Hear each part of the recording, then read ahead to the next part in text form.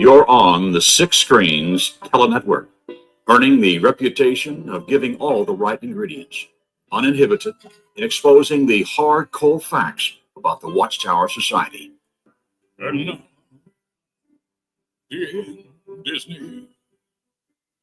Well, hello everyone, and welcome in once again. Well, we've been doing this for a long time. I'm kind of getting used to it, and I am so glad to see all the people coming into the Six Screens as of lately. It is really thrilling, friends, to see this, and I am so pleased that so many people are leaving the Watchtower organization, and they are leaving like crazy. We'll be talking a little bit about that tonight. Well, my name is Rick Farron, as I say. I'm coming to you from the apostate capital of the world. That's right up here in Boston. And I've been saying this for many years now. We've got a lot of apostates up here in Boston.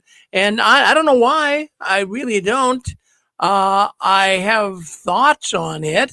One thought is, religion isn't really a big thing up here in New England. As a matter of fact, we're not in the Bible Belt. So there's a lot of people up here that really are not religionist. They really do not go to church as much as they do as other places in the country. Now, the Catholic Church, that's big up here in Boston. We all know that. I mean, remember the movie Spotlight about Cardinal Law and how they were covering up child molesting? Well, that was a big story, and everyone got to know Boston for the Catholics, but there's a ton of them up here. Everywhere you look, there's a Catholic church.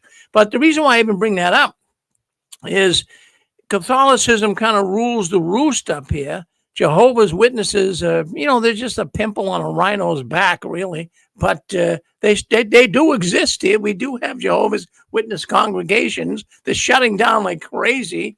But a lot of them that have been in the congregations and the ones shutting down, they're becoming apostates. And I've been saying for years, I'm in good company here. I've always had apostate friends. I know I'm not trying to make you jealous, but wherever you are, there's going to be apostates coming to your neck of the woods. You just watch. Why wouldn't it happen? There's thousands of Jehovah's Witnesses that are leaving more than ever before in the history of the Watchtower.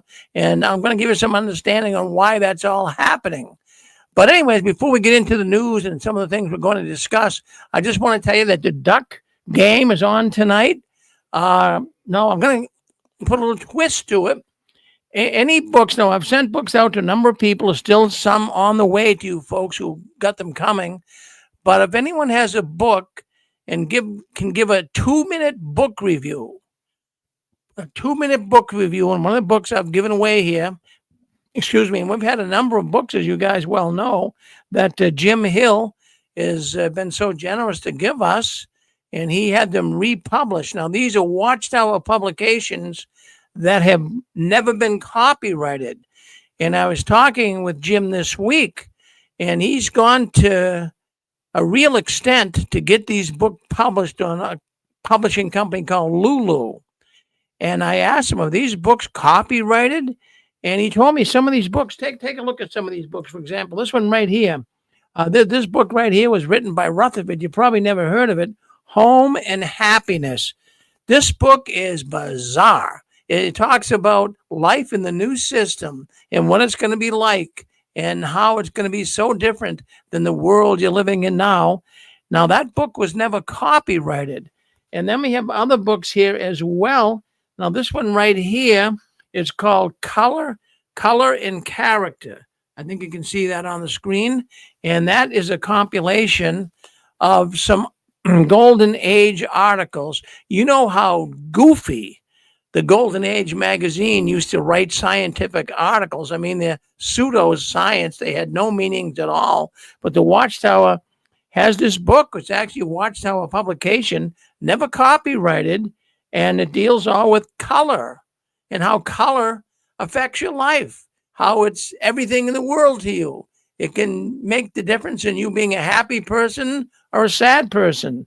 And this book right here, The Bible for the Scientist, A Bible for the Scientist. This book is all about the pyramids, that Charles Russell went to and visited, and how he calculated from the Great Pyramids of Giza, how he calculated the end of the world. So these are some of the books. But if you guys have any of these books that I sent you, and you do a little review tonight on the duck contest, I'm going to give you 3 points. It's going to be a 2-minute review, and then I'm going to ask the audience to vote on who they thought did the best on this book report, and I'll give them an extra point. So let's see what happens tonight. So, in fact, I'll tell you what, I'm even going to extend it. If it isn't even one of these books I just said, if you read a good book concerning the Jehovah's Witnesses and were really helped by that book and want to give us a 2-minute book review, I will give you some points, give you 3 points if you can do that. So try to muster up the courage and do that tonight. We'll ask a couple of other questions in the duck contest as well. Well, let's take a look and see some other things going on. I'm not going to beat it to death, but you all know about the convention. The convention's still alive in 2025. Boy, I'll tell you, I am so excited about this. We're getting people calling in, Rick, I need tickets. They're emailing me, they're texting me, they're calling me. They want tickets to the convention. Now, the tickets are free.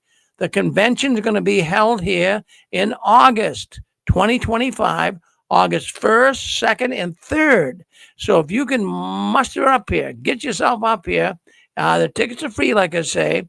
And the hotel room is going to be, it's $175 a night. Now, you have to use a code. It'll say it on the tickets. When you get the tickets I send you, you use the code FEARON, F-E-A-R-O-N. That's my last name. You use that code, and that code will get you a discount. You'll get the room. Well, normally it would be $250 a night, but you'll get it for $175. So that's a pretty good deal, right? And I'm even trying to get breakfast for you. I think I can pull that off. I'm trying to work to get a breakfast for you guys, so you won't have to. And it's a good breakfast. It's not it's not some Swiss Miss pudding and a cheese Danish. It's a nice sit-down breakfast. So I'm trying to get that worked into the deal as well. So that's 1st, 2nd, 3rd August. If you want a ticket, write me at jwworldnews@gmail.com. And I'm going to scroll across the bottom here. In fact, it might be scrolling now. Yeah, it is. It's scrolling across the bottom right now. You can see it if you're on YouTube or you're on Facebook. And just go to 6screensofthewatchtower.com and go to the trending now page, and you'll see it. All the information you need. So I won't beat that to death, but if you can come up here in Boston, I know you'll say, wow, that was worth my while.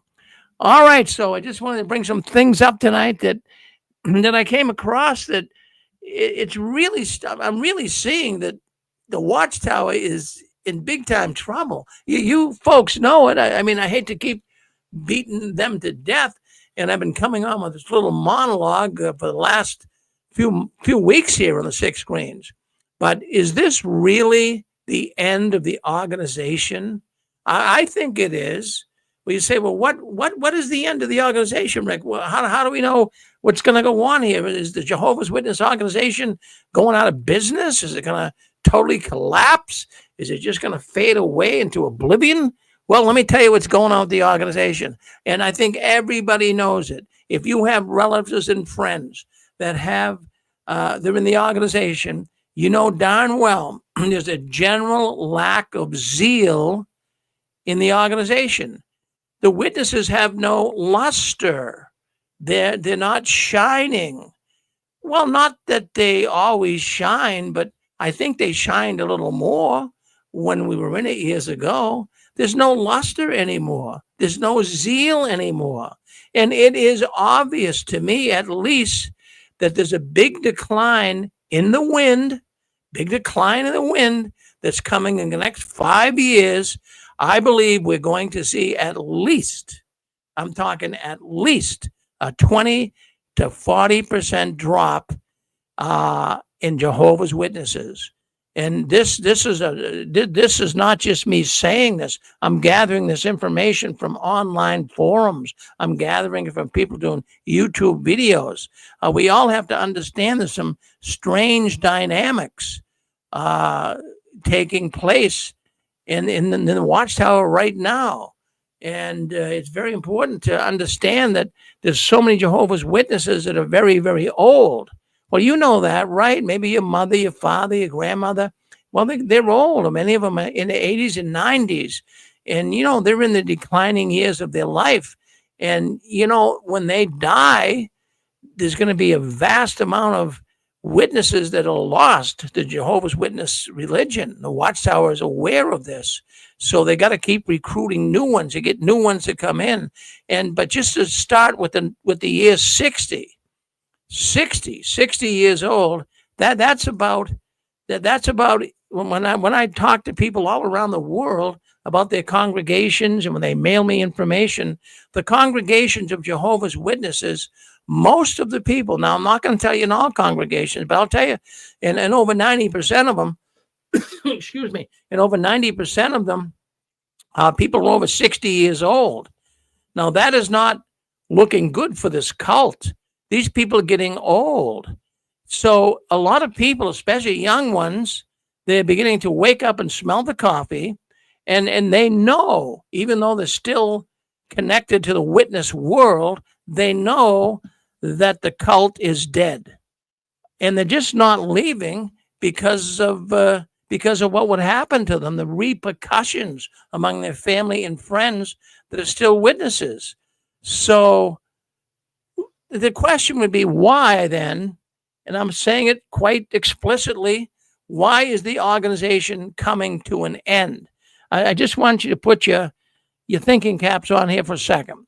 In the 1970s, the 1980s, the 1990s, it wasn't unusual to get visited by a Jehovah's Witness, right?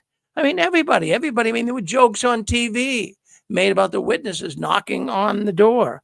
So in those years, the good years for the Watchtower and the preaching work, 70s, 80s, and 90s, even the 60s, if you want to throw that in, the witnesses were out there very active. Now, in the last 15 years, but basically since we got into the early 2000s, nobody's knocking on doors. I asked my friends, have the Jehovah's Witnesses called on you lately? No, we haven't seen them for years. And if you ask anybody that, they'll tell you the same thing. So no one's really seeing the Jehovah's Witnesses. Now, you might see them once in a while. I haven't seen any witnesses out in the door-to-door work for the last 10 years. It's about 10 years ago I saw the last of the witnesses walking down the street.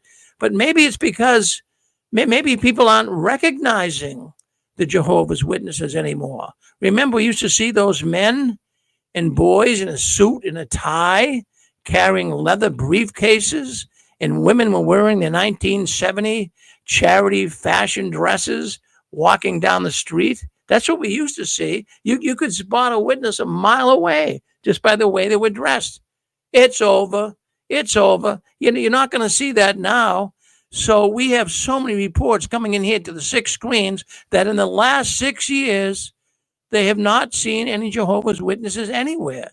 Not only coming to their door, but not even out on the cart work. Now, they're still in some metro areas with the cart work, but in many areas, Jehovah's Witnesses are really non-existent. And the governing body knows that they have a dead product. I'll mention that again. The governing body knows they have a dead product. They're offering people something that's of little value.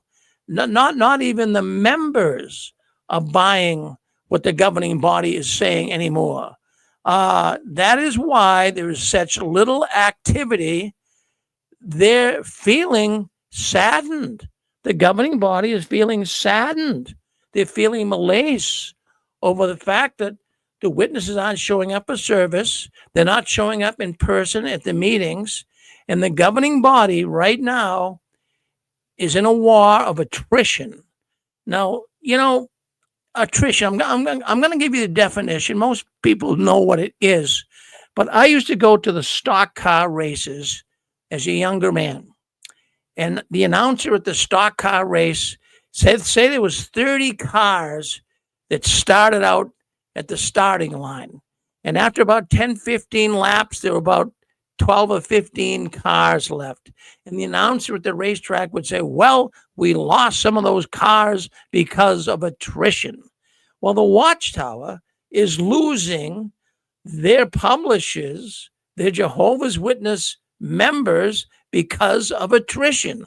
Now, the definition of attrition is the action or process of gradually reducing the strength or effectiveness of someone or something through sustained attack or pressure. Yes, so I'm telling you, the Jehovah's Witnesses have been under a sustained attack and pressure. And I have to say, the apostates can come right into the picture here. Yes, we have put a lot of pressure. All of those activists out there, the Mike and Kims, the Cedars, all of the people, Reddit forum, JWN, all of the forums online, we have a real apostate army, so to speak. And so the witnesses have come under a sustained attack by the apostates, for one thing. But also, the attrition that's taking place is because of pressure on the Jehovah's Witness. You know, the pressure has been really heating up over the years, and it got to the point that the top was being blown off just within the last couple of years, is the reason why the Watchtower started lessening the restrictions and rules and policies they were putting on the witnesses, as far as beards, and women can now wear pants, and now you can even talk to a disfellowship person at the meeting. So the Watchtower is trying to fight back against this attrition that's taking place in the organization. But you know, Rick? Yes. I'm sorry. Is it okay to call in right now or no? If it's related to the topic, yes. It sure is. Yes. Hello. This is Keith from California. How are you doing? Good, thank you, Keith. I just love what you're saying. I love your show, and I just love all the effect that we're having. We really are having a meaningful effect, aren't we? Oh, yes. That's what's so exciting, is that the internets make this possible. You make it possible. All the other people that really speaking out and aren't ashamed, they're not shamed into silence, is a real it's having real effect. The attrition you're talking about is real, and it's exciting. There's so many PIMOs now, so many, and people are just making arrangements to leave, and slowly but surely they're losing their numbers. So I just want to say thanks for all you do, and keep it up. Thank you. Well, thank you, Keith, for checking in with us. Appreciate that very much. So the governing body, where do they stand on all of this? You know, I don't know any of them personally anymore. I knew one pretty well back, years ago, governing body member Meloche. But so where does the governing body stand on all of this today? Do they really care about all of the lives that they've ruined? And you've heard Anne-Marie's program before I came on. You hear programs here on the 6 screens. You hear people calling into some of the other programs on the net. And you realize that there's people whose lives have been totally ruined. Now, some have come out of the Watchtower pretty much unscathed, but there are some that really, really have been hurt. I mean, super affected badly by the Watchtower. So does the governing body care? No, they don't care how many lives they ruined. So I'm going to give the governing body a message, and a message to their helpers as well. Stop the madness. Stop the madness. If you guys, the governing body, if you could just admit your misguidance, if you could take whatever legal action you deserve, come after me, come after whoever. In other words, be decent human beings for once. In 20 years, you will just be an asterisk in history books. The Jehovah's Witnesses will not be around. It'll have a little asterisk, and they'll say, well, at one time, like the Shakers, they're gone. So I'm just saying, the governing body, the Watchtower, has had lots of trouble. And in all of these decades, in the last 3 or 4 decades, they see a big decline, and it's now catching up with them. You know, you can only beat people over and over again, telling them that the beatings will continue until paradise gets here. Who wants it? So this model of hang on, put up with it, Jehovah loves you, and just keep doing his work, and you'll be in paradise or earth. You can only say that so long. So, we've always heard, well, Armageddon's right around the corner. It's right around the corner. But stop and think about it. That corner really isn't a corner. It's more like a roundabout. Keep going around in circles. This cult is in its last days. And many who were in it, deeply entrenched, they don't want to admit it. They're in denial. They will not recognize it. So, when you stop and think about it, even thought about it, yesterday was the 5th year to the day, I believe, that Stephen Lett did that infamous broadcast. We were in the final part of the last days. Remember that? Well, 5 years have passed since then. How close are we now, Mr. Lett? So the governing body members, they had to do something in the last couple of years because of the hemorrhage, because of all the people leaving. So they had to really begin to address the grooming rules, the dress and grooming rules. And now it's basically impossible to recognize a Jehovah's Witness. I had a report come in here to the 6 screens, and it was a couple that left the Watchtower. And the woman's husband was driving down the street and saw some people walking around, and he was shocked. He couldn't tell whether they were Jehovah's Witnesses because they were just casually dressed, and it shocked him. The men were wearing open neck shirts. They had no ties. They had small satchels, like little purses. It wasn't like book bags. And most of the men had grown beards. So he was shocked to see this. And that's why maybe many of us aren't noticing the witnesses out anymore. But boy, has it really changed. But they're not knocking on doors. But those that are, you wouldn't even recognize them before. One time, at least the Jehovah's Witnesses had this appearance, this good-looking appearance. The women wear nice dresses and polished shoes, and the men look good. They had shaved and had haircuts. But now anything seems to go. So now the Jehovah's Witnesses, they're blending right in. And I'll tell you what. Don't you know, and I know you all know, the Jehovah's Witnesses are really so good at making up excuses, right?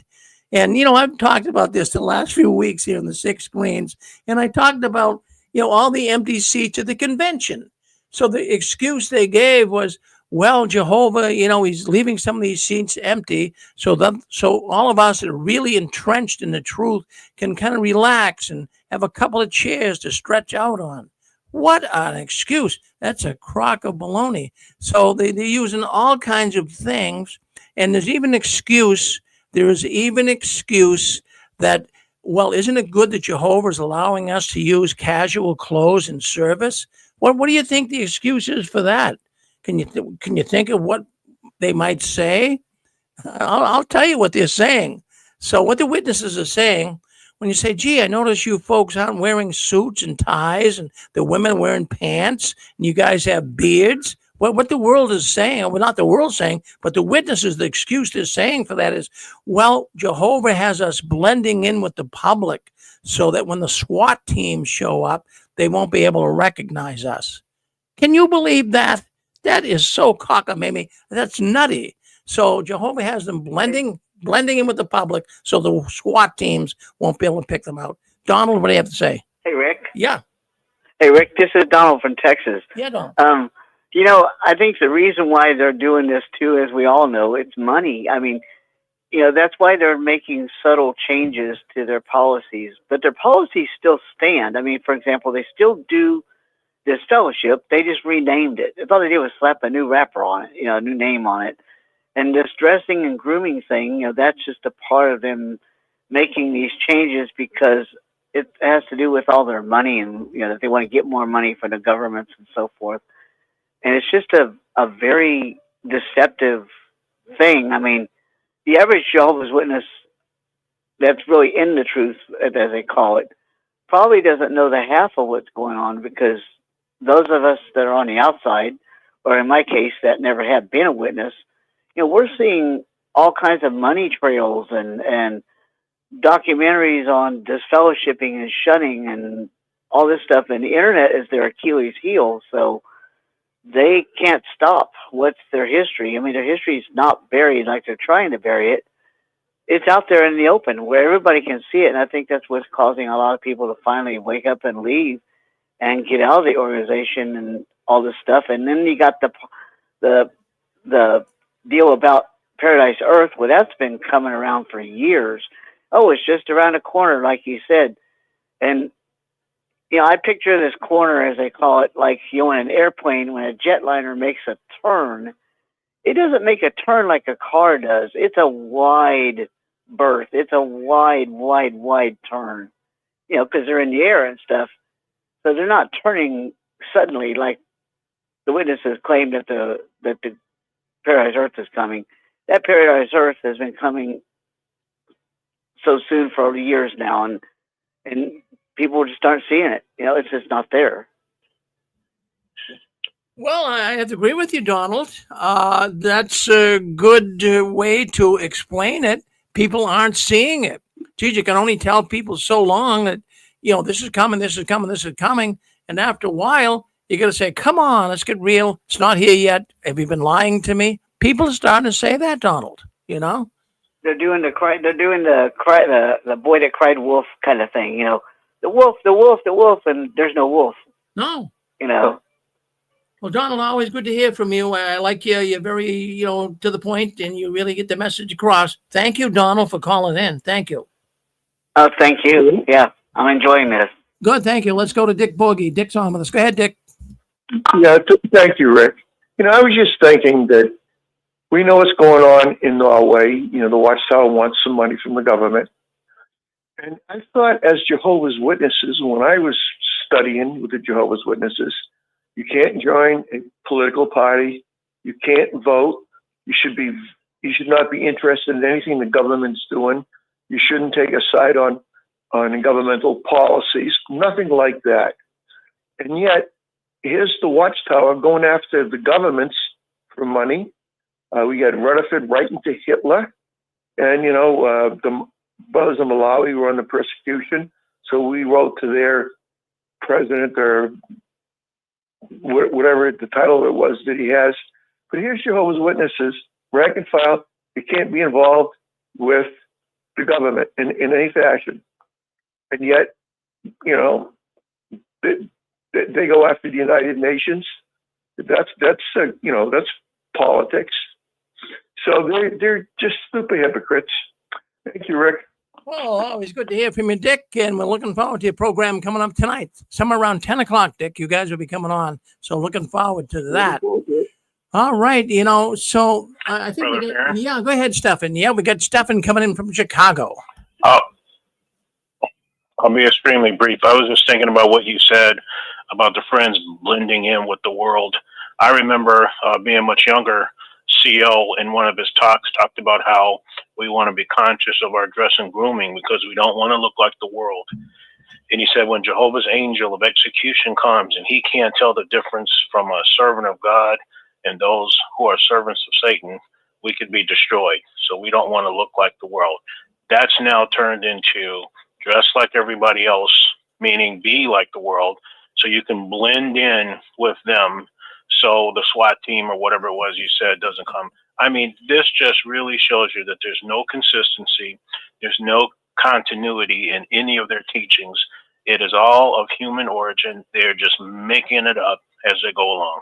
Oh, Stefan, that's a gold star comment right there. You got me laughing because it's true. It's hilarious. They did say that. I can remember when they said that show the example. Wear a nice suit, wear a nice tie, get your hair cut, don't have a beard, polish your shoes, clean your book bag. So now we have just the opposite today. Well, Jehovah wants us to blend in so when the SWAT team show up, they won't find out who we are. That is crazy stuff, Jeez. Thank you, Stefan. I'm going to say it right here. You guys know it. I mean, I don't have to tell you. The governing body has lost its control over its members. Now the members, let me tell you, when, I was one of Jehovah's Witnesses 15 years ago, Satan kicked me out of his organization. But even back then, I couldn't make up things that I thought would be okay. But the Jehovah's Witnesses today, they're basically doing a lot of things on their own right now. They're trying to guess who the king of the north is or the king of the south is. They see that all of the Watchtower teachings are not coming to fruition. They are basically making up their own rules on how they can have, sex in the bedroom, what the Watchtower at one time told you what you could do, what you couldn't do. They're making up the feelings on when Armageddon's going to come. Some are saying 2034. Others are saying it's not that far away. So we have the witnesses now because they have been so misled by the governing body. The witnesses now are in a state of basically making up a lot of things on their own right now because everything else is changing. They're not sure really what the Watchtower doctrines are any longer. And why wouldn't they? If one time you said a man shouldn't have a beard because it's biblical, well, show me the scripture. So witnesses are seeing this. So what they're doing now is making up things on their own. Let's go up to Saskatoon, Saskatchewan. I can't even say it. It's Canada. Let's go with Canada. Hello, Rick. Yes. This is Russell from Saskatchewan. Yes. Everybody remembers when Rutherford became president, right? There was a whole bunch of groups that splintered off. Do you think that will happen? Or does any of your guests think that will happen, now with all these changes and everything that's going on? It seems like they're trying to get rid of the old people, I'm a third generation person that's in, and both my grandparents and my parents both believed they'd see the end. They told me I'd see the end. And now my children has children, and they're going to be fifth generation and still nothing. So anyways, people are going to give up hope with that. And, I think they might just all splinter off. What do you think? That's my question. Well, if you asked me this question 2 years ago, I would say yes, they're probably going to have splinter groups. But right now, what I'm thinking, there'll be no splinter groups. There will be none. As the older ones are getting older and dying off, they might have started a little group and still had belief in the Watchtower. But we got all these younger people. They've had enough of this malarkey. And not only that, with all of the changes that we have seen in their policy, in their prophecies, in their rules of doing business, people are so disgruntled, they just want to leave. They don't want anything to even do with splinter groups or anything of that nature. So it has changed. The dynamics have changed. And I don't think there's even going to be splinter groups anymore. Let's go with 719. You're on with us. 719, go ahead. Yeah, Rick, I was just thinking in 1969, my nephew, the hair was just touching his ear, and he was almost disfellowshipped because his hair was touching his ear. And that's how strict that they were at that time. And I remember sisters that an elder made them get down on their knees to measure their dresses to say whether their dresses were going to be long enough. And that actually happened in Kansas. Well, I can believe that. And, people aren't going to put up with that today. They're not. That has driven a lot of people away from the organization. So that's why the organization in the last couple of years has been lessening the rules. They're making them a little lighter because they're trying to keep people. The last thing the Watchtower wants to do right now is drive people out the door. But that's what they're doing. But that's why they're trying to lessen the load, so to speak, and let the witnesses not be totally normal, but let them enjoy some of the little accoutrements of life, some of the little things that other people do. So, but no one's really buying it. And in fact, I'm going to tell you right here, I'm going to say it right here on the 6 screens. I've been saying it for a long time. There are more people right now. You know, there's 2 times in the history of Jehovah's Witnesses where there has been a mass exodus. Now, the first time was back when Judge Rutherford took his position as the president of the Watchtower. That was, I think, don't quote me on it, but in the early 20s, 22, 23, somewhere around there. And when Rutherford came in and became president, 250 Bible students at the time, they weren't known as Jehovah's Witnesses, but 250 people who were associated with the Watchtower packed their bags. That was a monumental exit. So now what we have is 1975. In 1975, we all know the Watchtower said, hey, listen, sell your homes, move to where the need is great. Armageddon's coming. The 6,000 years of man's existence is up. Pack your bags. People did it. It never came. There was 250,000 people left then. Friends, listen to me closely. Right now, people aren't exiting as we normally would see it like back then, but they're exiting mentally. They're physically in, but they're exiting mentally. And we call them, there's an acronym for that. It's called a PIMO, physically in, mentally out.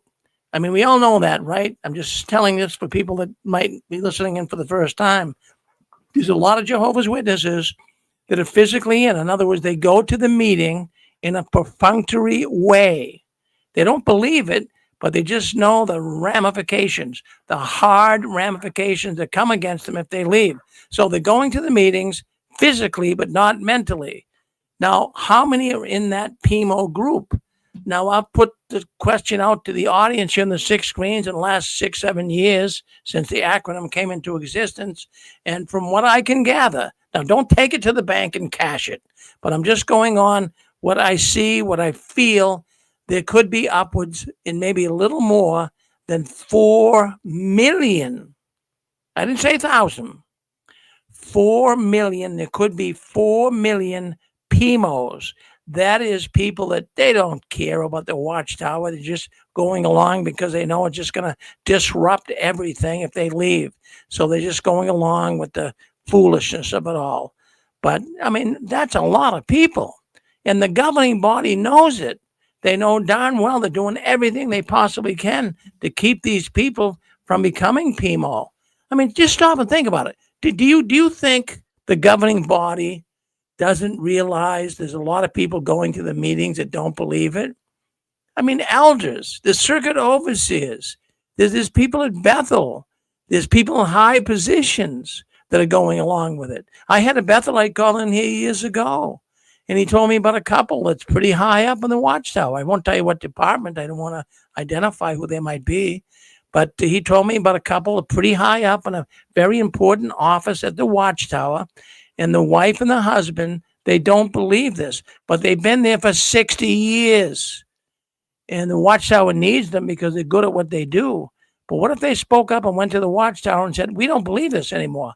Boom, out in the street they go. See you later. Their whole lives will be destroyed.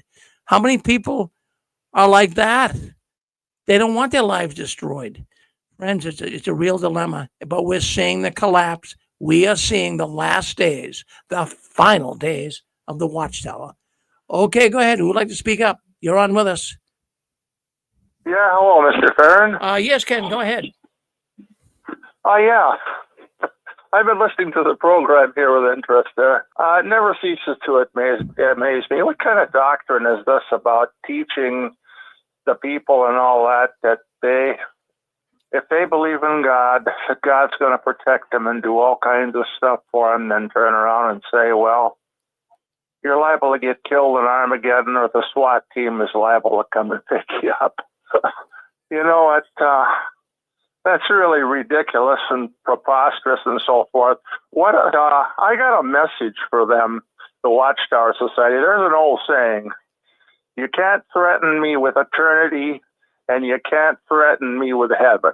So the Watchtower Society is not going to get us. And just remember, in the country of Ireland, I think you have ancestry there, they say that may you be in heaven an hour before the devil knows you're gone. So they're not going to get people of Ireland either, and so forth. I don't know where they get all that stuff, but it's just total and absolute insanity, like I said all along, to teach that it's going to be to teach that there's a loving God that's going to take care of you, then turn around and say you're going to get killed at Armageddon, or the SWAT team is going to come and get you, and so forth. Well, I don't know what else to say on all that, but they're just totally ridiculous, and it's no wonder that they're tanking. Well, Ken, thank you for weighing in on that subject. And let me tell you something. You know what keeps me awake at night, Ken? Really, I actually wake up at night, and sometimes I can't even get back to sleep. And what keeps me awake, and it probably keeps a lot of you guys awake out there as well, is what is the glue? I mean, there has to be some very powerful delusionary tricks here being used. You know, some have identified it as ultra mind control. Others have identified it as a social being. People feel like they belong and they're never going to leave. I don't know what the glue is, but I'll tell you, I wake up some nights so perplexed, I can't get back to sleep thinking about it. What is the glue? I'll tell you what the glue is there. They make everything look good, and they brainwash people. They put all kinds of stuff to you and all that, like they tell you how much God's going to do for you, that he's going to protect you and everything like that, and and you're going to be blessed beyond belief. And people fall for it, and they believe in it until they wake up. You know, that's not only the Watchtower Society, but other religions too. And when they wake up, there's only one place they go, and that's out the door.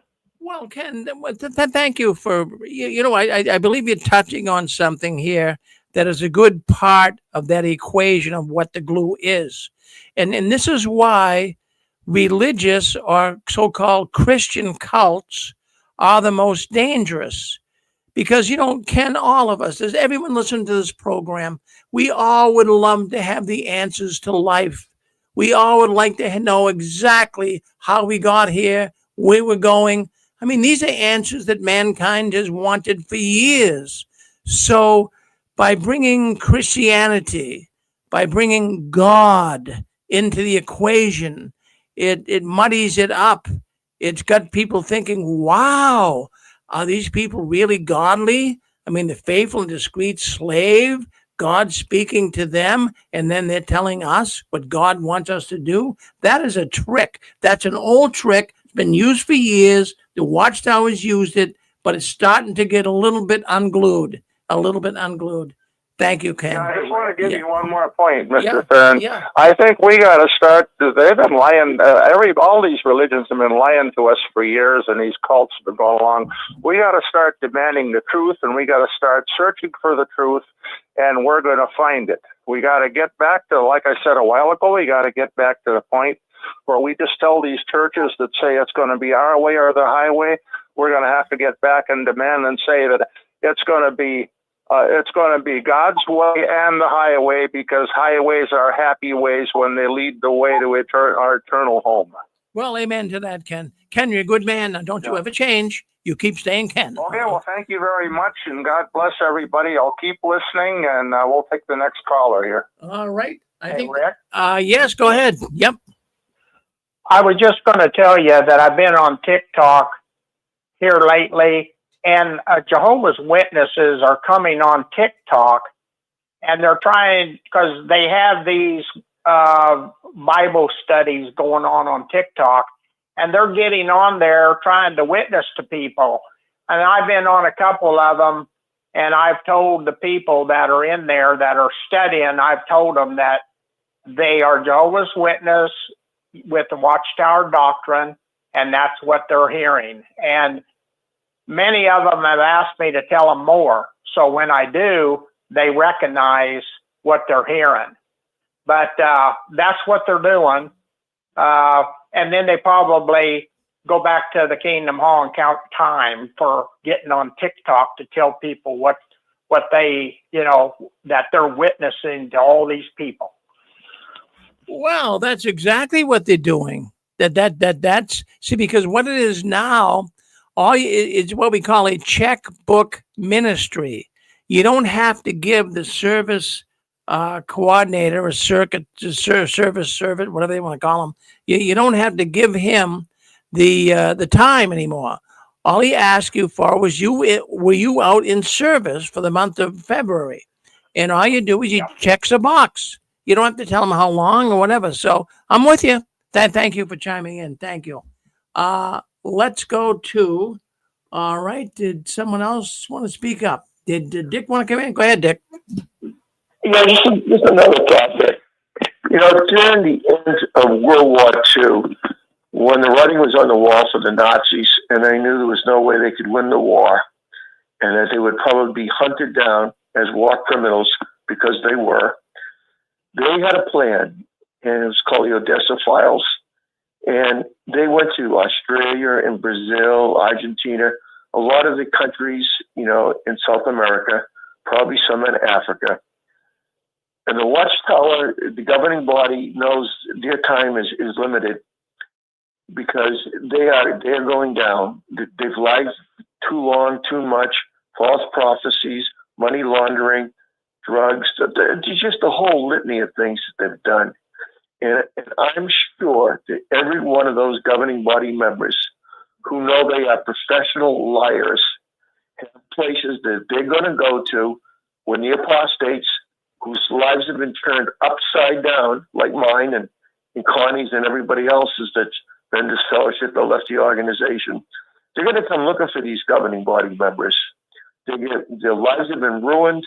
They've sold their houses and they've published and with the need is great.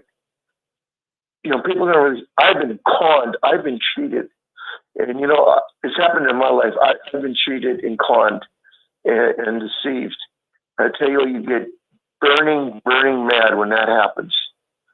And there are going to be people that are going to go looking for these governing body members, and they're not going to be around. So, along with the conversation we had a little before I get on, what they're going to do is they're going to hide, and there's going to be nobody to pick up the pieces. There's not going to be splinter groups. This is my opinion, of course. They're not going to be splinter groups or anything. It's just a lot of people are going to be just hanging their heads and say, boy, did we get deceived, and we were never in the truth. Thank you, Rick. Well, Dick, I enjoy what you say, and we certainly don't wish anyone to go and do any harm to the governing body, but I like your thought, and I'm beginning to see there will be no splinter groups, and let me tell you why. Let me tell you why. Now, the reason why the splinter groups of the Watchtower today, specifically the Bible students, is there was some message of goodness back then in the 20s until Rutherford came over. Now, I'm not going to tell you Charles Taze Russell nailed it and had all the theology right, but it wasn't as a cult as it has developed into. So these people kind of said, oh, wow, we can take some of these teachings of Pastor Russell and we could all divide into different pieces and start a splinter group. It is so bad right now. It is so bad. It is so obviously deceitful that I wouldn't want to pick the pieces up and run with it. And I don't think there's anybody else out there that would want to run with it either. And, just 10, 15 years ago, that even online, when the internet first came into existence, there were people that were, well, I'm going to stay with Jehovah's Witnesses, but I'm going to start my own little witness group here. That's over. I see none of that. This Watchtower organization is so devious, so deceitful, nobody wants to pick up any pieces that they left behind. Go ahead, Larry John Wayne, you are on with us. Yeah, Dick Borghi said something about where the need was great. Our family, when I was about 14, we were supposed to move to Bolivia, and it just so happened that they had civil war So we knew the branch officer, and he called us and told us not to come. But had we gone to Bolivia, I just wonder what my life would have been growing up in Bolivia. They probably wouldn't have had good jobs over there, and I probably would have been stuck there. Nobody here would have met me because I would have been stuck in Bolivia. Well, I'll tell you, Larry, I mean, would you think that living in Bolivia today would have really hurt you? Well, you know, it's hard times. I mean, I had a good life here in America. I always found work, and I always did well. So I just don't know what the work situation would have been in Bolivia, and I would have been stuck there. Well, boy, I'm glad that didn't happen. I'm glad that didn't happen. But Yeah. so this is an example of you saying it didn't happen. How many witness children or even families got caught in a situation like that they're now in some country, not on their own fruition. They took the advice from the Watchtower. Yeah, and they might have had a rough life. They might have been killed. They might have been in a danger zone for whatever reason. And so, yeah, Watchtower has put people in harm's way in many different ways. Well, Larry, I'll tell you, I mean, the more we discuss this, and we've been doing it for many years, as you know, but the more we dig in to the whole background of the witnesses, to the dynamics behind this organization, it hasn't been for the good of mankind. It's hurt people. No. Big time, big time. Yeah. Well, thank you, Larry. Thank you for sharing that with us. Thank you, Rick. Yeah, thank you. All right. Let's go to 540. I think that's down in Virginia. I think that might be Pixie. Hello, Pixie. That's just me. I'm just listening in, and I liked his comment about Bolivia because we used to talk about, what if we could go into the Amazon and preach to the native peoples, and my goodness, that would have been a great adventure, but I probably would have walked into the jungle and never come back to civilization. Well, you'd walk into the jungle to go to the meetings. You'd cross the river. I don't know if the Nile River runs through there. I don't think it does. But if the Nile does, I mean... I think they have 12 alligators a day, You got to yes. walk over those alligators. You got to get to the meeting. So, that would have been... They'll just say, well, keep it up. Keep up the good work. Keep doing that. Well, thank you, Pixie, for weighing in with us. All right. I'm just going to say one thing. Then we'll end this segment up and we start a new news article here. But I just want to say that for those witnesses out there, if you're listening into this program, and friends, we have got active witnesses listening in. We're seeing unbelievable amounts of people calling into our program. So I know there's going to be active witnesses listening in. Now, what I want you to do, the evidence online is staggering. There's so much. Punch in Australia Royal Commission. Punch in Jehovah's Witness changing doctrine.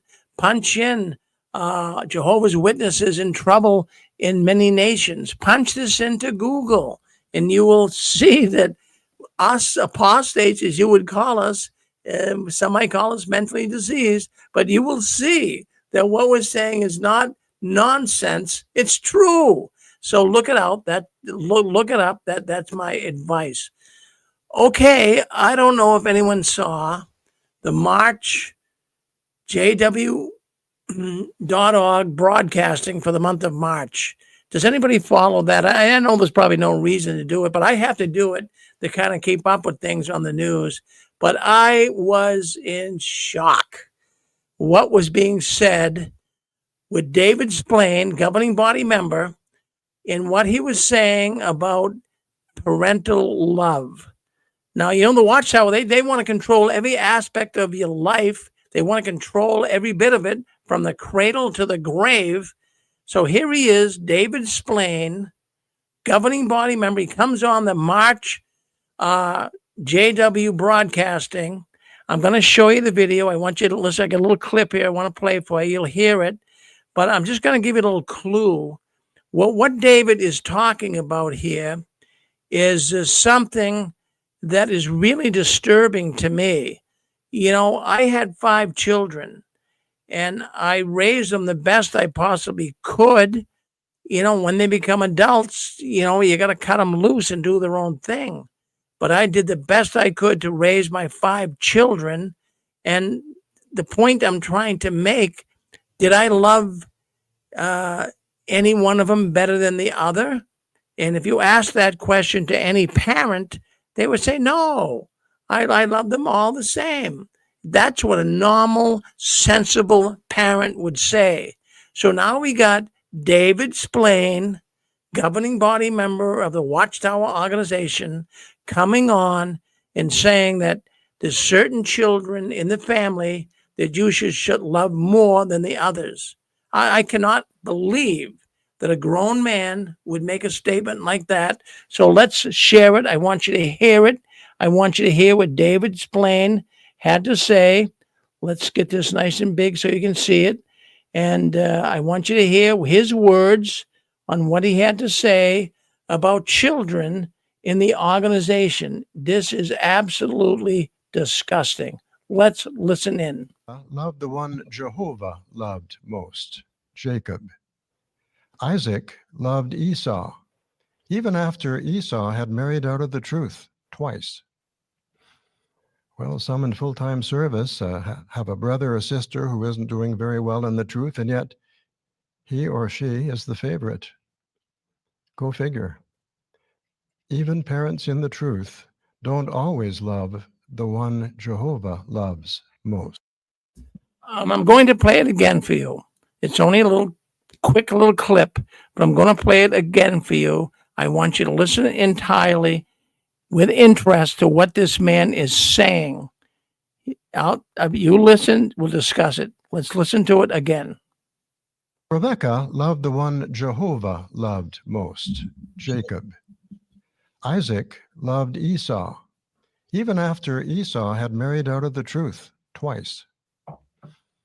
Well, some in full-time service have a brother or sister who isn't doing very well in the truth, and yet he or she is the favorite. Go figure. Even parents in the truth don't always love the one Jehovah loves most. Rebekah loved the one.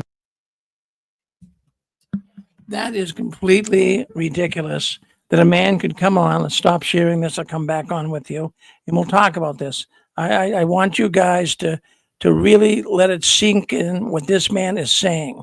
That this man is telling you that if you have children, you're Jehovah's Witness family, and you have 3 or 4 kids, and some of them don't take a lot of interest in the Jehovah's Witness religion.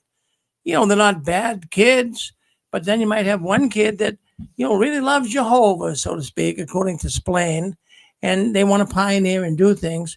Well, according to Splain, Jehovah loves that one more, and you should love that one more than the others that aren't taking an interest in Jehovah. How sick is that?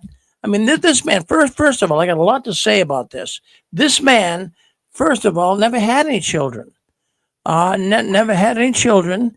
And he's, giving all kinds of ideas here on how to raise children and who you should love, who you shouldn't love.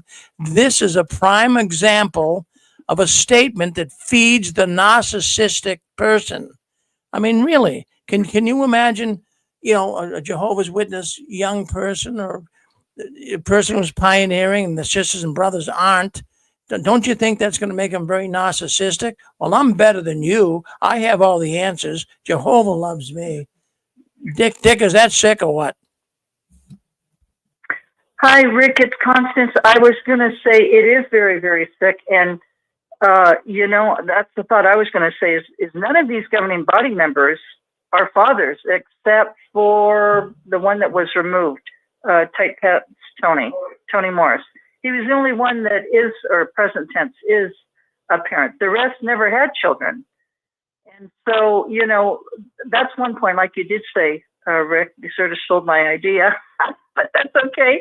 The other thing I was going to say is, it divides up families. I mean, just as siblings ought to begin with. The firstborn always thinks that, they're top cheese over the rest of the siblings. And, you got all that going on to begin with. And now you got the governing body member coming on there trying to show favor for the kids who are only, interested in Jehovah. That's very, very sick. And, Rick, it's like the Bible says, any house that's divided will not ever stand. And so, God's all about families, about love and unity. This is in direct conflict to exactly what the Bible teaches. And these people are sick. They're just narcissists, Rick. That's what I have to say about it. So thank you. Oh, Constance, I appreciate what you have to Rick. say. Yeah, go ahead. Well, I was just going to say that's what they've always specialized in, to me, is being as hard as they could be on children, on letting them get baptized, and then bringing them in the back room constantly. And so many of them have been out and been back in. So now they're breaking up families this way, and then they're also breaking up families by shunning them. So they're just that's what they do. They're bullies. They pick on children. Well, I have to agree with you. And I mean, don't you think it's a little ironic that a non-parent person, David Splain, governing body member, is making judgmental comments, ignorant comments about parental love? Well, what does David Splain know about parental love? He never was a father. And, I have 5 children, and anyone out there that has children, I do think you'll agree with me. I'm not trying to put words in your mouth here, but I would never tell one of my children that I love them more than the other one. That could be extremely damaging. That would be so unkind, and it could drive a person to mental illness. You would never make a statement like that. But here he comes on so blatantly and is telling Jehovah's Witness parents that if you have a child that is more close to Jehovah and doing things that Jehovah really likes, that you should show favor to that child. And in essence, he's saying, don't even pay attention to the rest. He's fatherless. He knows nothing. He knows nothing about raising children. But yet it's so disgusting to me that he can come on and do this. Really, when you even look... Yes, go ahead. Hi, it's Maverick here. I have a saying that, sorry. Go ahead, Maverick. Oh, sorry, Stefan. Sorry. Yeah, I was just going to say, it's even for me, I was fuming when I saw this, Rick. And, and the thing is, it's not even the fact that he's speaking from his own opinion. He's actually saying, this is how God views your child. He's doing what they always do, speaking as if they are the mouthpiece of God, And that's what made me, I tried to watch it, I thought, let me just have a little peek. Now and again, as you said, I take a peek at the broadcast to see what kind of garbage they're going to come up with each month. But this, I was absolutely, my jaw was on the floor, because I thought, how dare you again speak as if you are talking for God? And look at this. If we look at what the actual, which is not a big Bible evening, we know, but what is the gospel? Christ came for sinners. So he's not interested in one person being better. None of us can meet the standard that God expects of us. That's what the sacrifice is all about. So how dare you explain? That's all I wanted to say. I wanted to rant on, but he's speaking as if he's got a personal WhatsApp message from God, saying this is what I want you to say, and then they screw it up every time, and they leave people, as you said, vulnerable people, youngsters who are vulnerable, who will take on board and say, well, this is coming from the organization, and they'll be feeling more guilty. It's a guilt trip, and they just can't. I'm just completely, I can't speak about it anymore, because it frustrates me so much that this guy has the audacity to do this, but I'm not going to rant, That's all I wanted to say, Rick. Well, Maverick, you have a right to rant. And then let me tell you really, too, when I stop and think about it, that this totally, as I'm looking at the man, I usually don't make comments about people's demeanor or persona or appearance. But when I look at David Splain, and when I look at other governing body members, you can tell that they're dead inside. It's like the inside of them is dead. It's like Satan is like speaking through them. That they're not even like real people. And the broadcast, these broadcasts, the Watchtower puts out every month. It's a broadcast, I believe, of the living dead. These guys come on, and I'm going to tell you that they do nothing to radiate confidence in the organization. I mean, listen to this Splain. Is that going to make you want to be a stronger Jehovah's Witness? Listen to Stephen Lett. Listen to Garrett Loesch. Listen to Jody Judell. I mean, come on. Is this going to make you a better spiritual person? This is a broadcast. Well, not only that, Rick, but if you think, this is Donald here, and not only that, Rick, but that little statement that he made, that little talk you played, that little bit of the talks that you played, that kind of goes along the lines of when I think it was Anthony Morris that said, "Look at that little enemy of God." Well, it does, yeah. In fact, thank you for bringing that up, Donald. That does come along that same line. Brother Farron? Yes, go ahead, Stephen. Just be very brief. I have a saying that seems to be proven almost weekly when I listen in, and that is that cults are going to cult. They cannot help it. No matter what, they are going to demonstrate and show who and what they truly are. This man, David Splain, could have picked about 1 billion different things that he could have talked about, applying the Bible in modern life, Christian value, anything. What does he decide to talk about is even more ways to try to exercise control in people's life. The gentleman just spoke about Stephen Lett's god-awful comment that babies are enemies of God. This gentleman's comment about how you love your children. Love the ones that serve Jehovah more than the other ones. Last week they talked about, I don't know if it was in a magazine or a talk, but what kind of sex acts witnesses can perform in their own marital bedroom. And it's so funny to me how they tried to blame the demise of this organization on the quote-unquote apostates. It's not the apostates that are saying these outlandish things. It's this governing body. They are destroying themselves. It has nothing to do with us. So like I say, cults are going to cult. You just heard it. We all just heard it. It's outlandish. There's no wonder that this organization is failing. Well, very, very good. I agree with you 100%, Stephen. And, I wonder, as I see these JW broadcasts, do these guys do their homework? I mean, do they just do stuff here on the wing? Whoever wrote that broadcasting script that David Splain delivered, they're completely out of touch with reality. It almost... Hold on 1 second, Susan. What I feel here is they're so far out of reality. I'm wondering if they're deliberately trying to wake many people up as possible. I mean, you don't say stuff like this. If I was a witness and heard that and had my 5 children, I'd say that's wrong for him to say that. Susan, what do you think?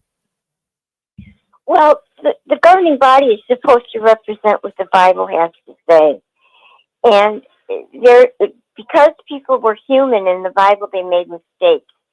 Any time in the scriptures where a parent, and that could be Abraham, Isaac, Jacob, anybody, preferred one son over another, there was trouble. So how can they say they're following Bible principles when they're not? Jacob, he had 2 sons. What happened? Not good, because one was favored over another. And there's other examples too. Well, there's tons of examples. In fact, we'll get into that in a second or so. But thank you, Susan, for weighing in. But this is really a subject that really gets under your skin. It really does. I mean, this subject they can talk about doesn't bother you, but this bothers me. How about you? Well, they don't know anything about. They don't know anything about raising children. No. Remember, you had that aunt that was always telling you how to raise your kids, and she had none. Yeah. And you were like, "Come on." They don't know what they're talking about. They have never had kids. They haven't even had an animal to raise. how do they know how things work? They don't. Well, but not only that, Rick. Yeah.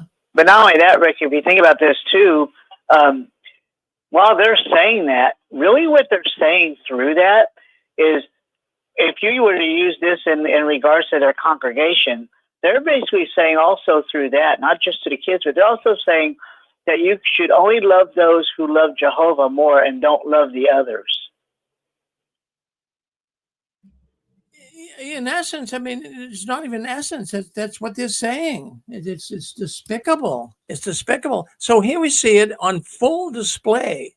Here we have broadcasting for March right on jw.org. So the power that the organization now has, or at least the governing body power they have, is to dictate to parents on how they should love their children. Now, when I think about it, this isn't the only thing that they dictate about. They dictate a lot of things. They control you from the cradle to the grave. They dictate to you what movies you're going to watch, what books you're going to read, how you're going to have intimate relationships with your marital mate. They dictate and control you all the time. But Susan brought something up here. She brought some Bible characters, Esau and Jacob, into play here. And, when I was a Jehovah's Witness, something that really bugged me, really bugged me big time, is every time they would say, well, we'd ask, well, who was the first Jehovah's Witness? Who was the first Jehovah's Witness? And their standard answer was, well, that was Abel.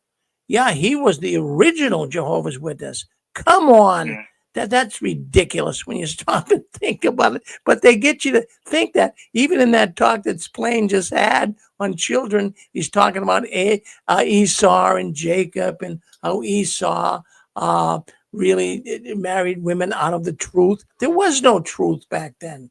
The Watchtower, they were able to pull this stunt off on people. Jehovah's Witnesses did not exist back there in the days of the early. Well, they weren't even Christians in the days of the Old Testament, but yet people do believe it. I kind of even believed it, but then I started saying, wait a minute, Abel was not one of Jehovah's Witnesses. It's disgusting, disgusting. 315, you're on with us. Go ahead. Hello, Rick. Hello, Joe. Awfully controversial, inflammatory stuff. The society knows what they're doing. They really do. They know that there's so many PIMOs there. They don't want PIMOs. They don't need PIMOs. They need them gone. PIMOs are sticking around because they don't want to lose their family. But the society does not want PIMOs there. So they're going to do everything they can to eject them. And this is going to sow so much discord and discontent in families. And it's going to get rid of people that are going to be unloved. They're literally going to be unloved, and they're going to feel it. And the society's trying to streamline. They don't need a lot of deadwood. They don't want to have to rent big places for any of their meetings. They don't want to handle a lot of people, because people don't do any good for them anymore. We don't build Kingdom House for them anymore that they can profit off of. They don't go door to door promoting with their literature. People have already done that. We've already built their real estate business. We've already built their media conglomerate for them. They don't need people anymore. They don't. And their goal is to get rid of people. But the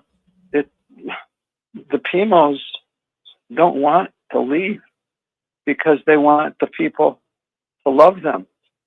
But the society does not want them to be loved. It's so important that any individual who's PIMO to really, really, really understand that you can't get love from someone who really doesn't want to love you. And to keep doing that, it's just going to make you sick. It really is going to make you sicker than you are. Not just love sick, but it's going to make you emotionally, physically ill. It is so important to cut loose from those that don't love us. The society is actually showing PIMOs that they need to do that. It's a hard fact that you're not going to get somebody to love you who doesn't want to love you. And the sooner a person realizes that, the sooner they can concentrate on the people that do love them. There are people that do love the PIMOs. You don't want to ignore them. Well, they're too busy seeking love from others who won't love them. This takes clear thinking. It really takes some very clear thinking. I'm still listening. Well, Joe, I love what you're saying. Could you tell me more? I really love what you're saying. Can you tell me more? The society knows what they're doing. They're changing. They're converting over. They're transitioning. And they know what people they need and don't. Look, they need more Serena Williams. They need more high-profile people because, as far as I'm concerned, they're transitioning to a more an organization like Scientology. It's successful. They need a successful model. Between Scientology and Hollywood, that's exactly what they've been bumping up to. And Ramapo. Look what they're doing. They're investing in Ramapo, multi-billion-dollar media, movie type of thing. Staying connected with Serena Williams and other actors and actresses. What has that got to do with poor people who need emotional help? The society doesn't want them. It wants the high profile. It's converting over. It's transitioning. The society is not going to fall with a crash. The only ones that are crashing are the people that feel bad that it's not the old organization that they were used to. In fact, the organization isn't the same that it was 5 years ago, let alone 50 years ago. Well, you're absolutely right, Joe. It's laughable. It's humorous. This is nuts. What's going on? Well, Joe, thank you. No, you're right. You're welcome. It's absolutely crazy, nutty stuff. Thank you, Joe. I think the biggest change that needs to take place is with us individuals. And I'll listen. Yes, I agree. Thank you, Joe. Dick Boogie, what do you have to say, Dick? Hi, Rick. It's Constance again. I was going to say, speaking about young people, just say young people are basically someone who's not an adult. They're 17 years of age and under, because 18 is an adult. Rick, it's very difficult for young people to be a witness, okay? They have to stand out when they go to school. They have to stand out and be so different from the rest of the crowd. And most young people really want to fit in with the crowd. We know that. And it's very, very difficult for JWs to do that. Well, you can't salute the flag. You can't participate in any of the birthdays or holidays or Christmas or Valentine's. And, they feel left out and they feel, like an ugly duckling type of thing. And it's not easy. Then you have, your parents who are at home and they're working and so forth, and they're trying to encourage you to do the right thing. Well, sometimes these kids, rebel. I mean, just being a teenager is a very rebellious time. And then being a witness on top of it. Well, the point I'd like to make is that most children, even adults, everybody wants to just be truly loved. And they want to feel accepted. It doesn't matter if you're a child or you're an adult, but especially as a young person under 18. I mean, you're trying to figure out who you are, who your parents are, where do you fit in? You want the parents' love. You want the parents' approval. People even do that in their adult ages. I mean, I remember this one guy became a doctor and he never wanted to be an MD, but he did because he was Japanese and his parents expected him high expectations. And he said, I would have never done it, but I wanted to please my parents. But the point I'm trying to make is Watchtower has the audacity to be the bully. As if kids today, Rick, social media and everything, you hear these stories of social media and how some of these kids can be so cruel to one another. Then you have Watchtower, the governing body member, being a bully to these young children. And then the parents, are sort of caught in between unless they have critical thinking skills and they can think for themselves as to what's really best for their children, not the governing body members' children, but their children and their own family. So, children have it very hard today. It's a very different generation than when we grew up. There's no doubt about it. And, kids commit suicide because of just the bullies. I mean, that's a given. Then you have Watchtower, the GB, doing the same thing. I just think it's atrocious. And I really hope that JW parents who are listening in will definitely put their children ahead of the governing body members because, like we say, Rick, they're not parents. So what in the heck do they know about being a good parent, let alone a parent? And second of all, it's their children. And the governing body members, they just want to be worshipped. They want to come across like, they're little gods, they're little demigods. And so you have to do everything that we say. No, we don't. No, you have to see through all the nonsense and you have to put your children first because it's tough. I grew up with 4 older brothers and, there's a lot of competition among siblings. The oldest wants to be the top dog and the second and third are underneath them. And there's always rivalries like that. And that's hard enough to try to deal with. And then you got Watchtower coming in saying, well, if your children don't really put Jehovah, or if they do put Jehovah first, you need to really just love them more than the other children, which is just crazy, Rick. I don't have any respect for anybody who says that. And for any parent that would ever go along with that nonsense, they got to be crazy too. So thank you, Rick. I'd like to know what kind of a God would even hold on. God himself doesn't do that. He doesn't play favorites. Matter of fact, the Bible even says he's no respecter of persons, which means that God himself doesn't even play favorites. Yeah. Well, there you go. Well, thank you, Donald. Thank you. Well, thank you very much, Connie, too. But, I wanted to make the comment. And, Stephen Let's Talk on JW Broadcasting. I just wanted to comment on one thing here.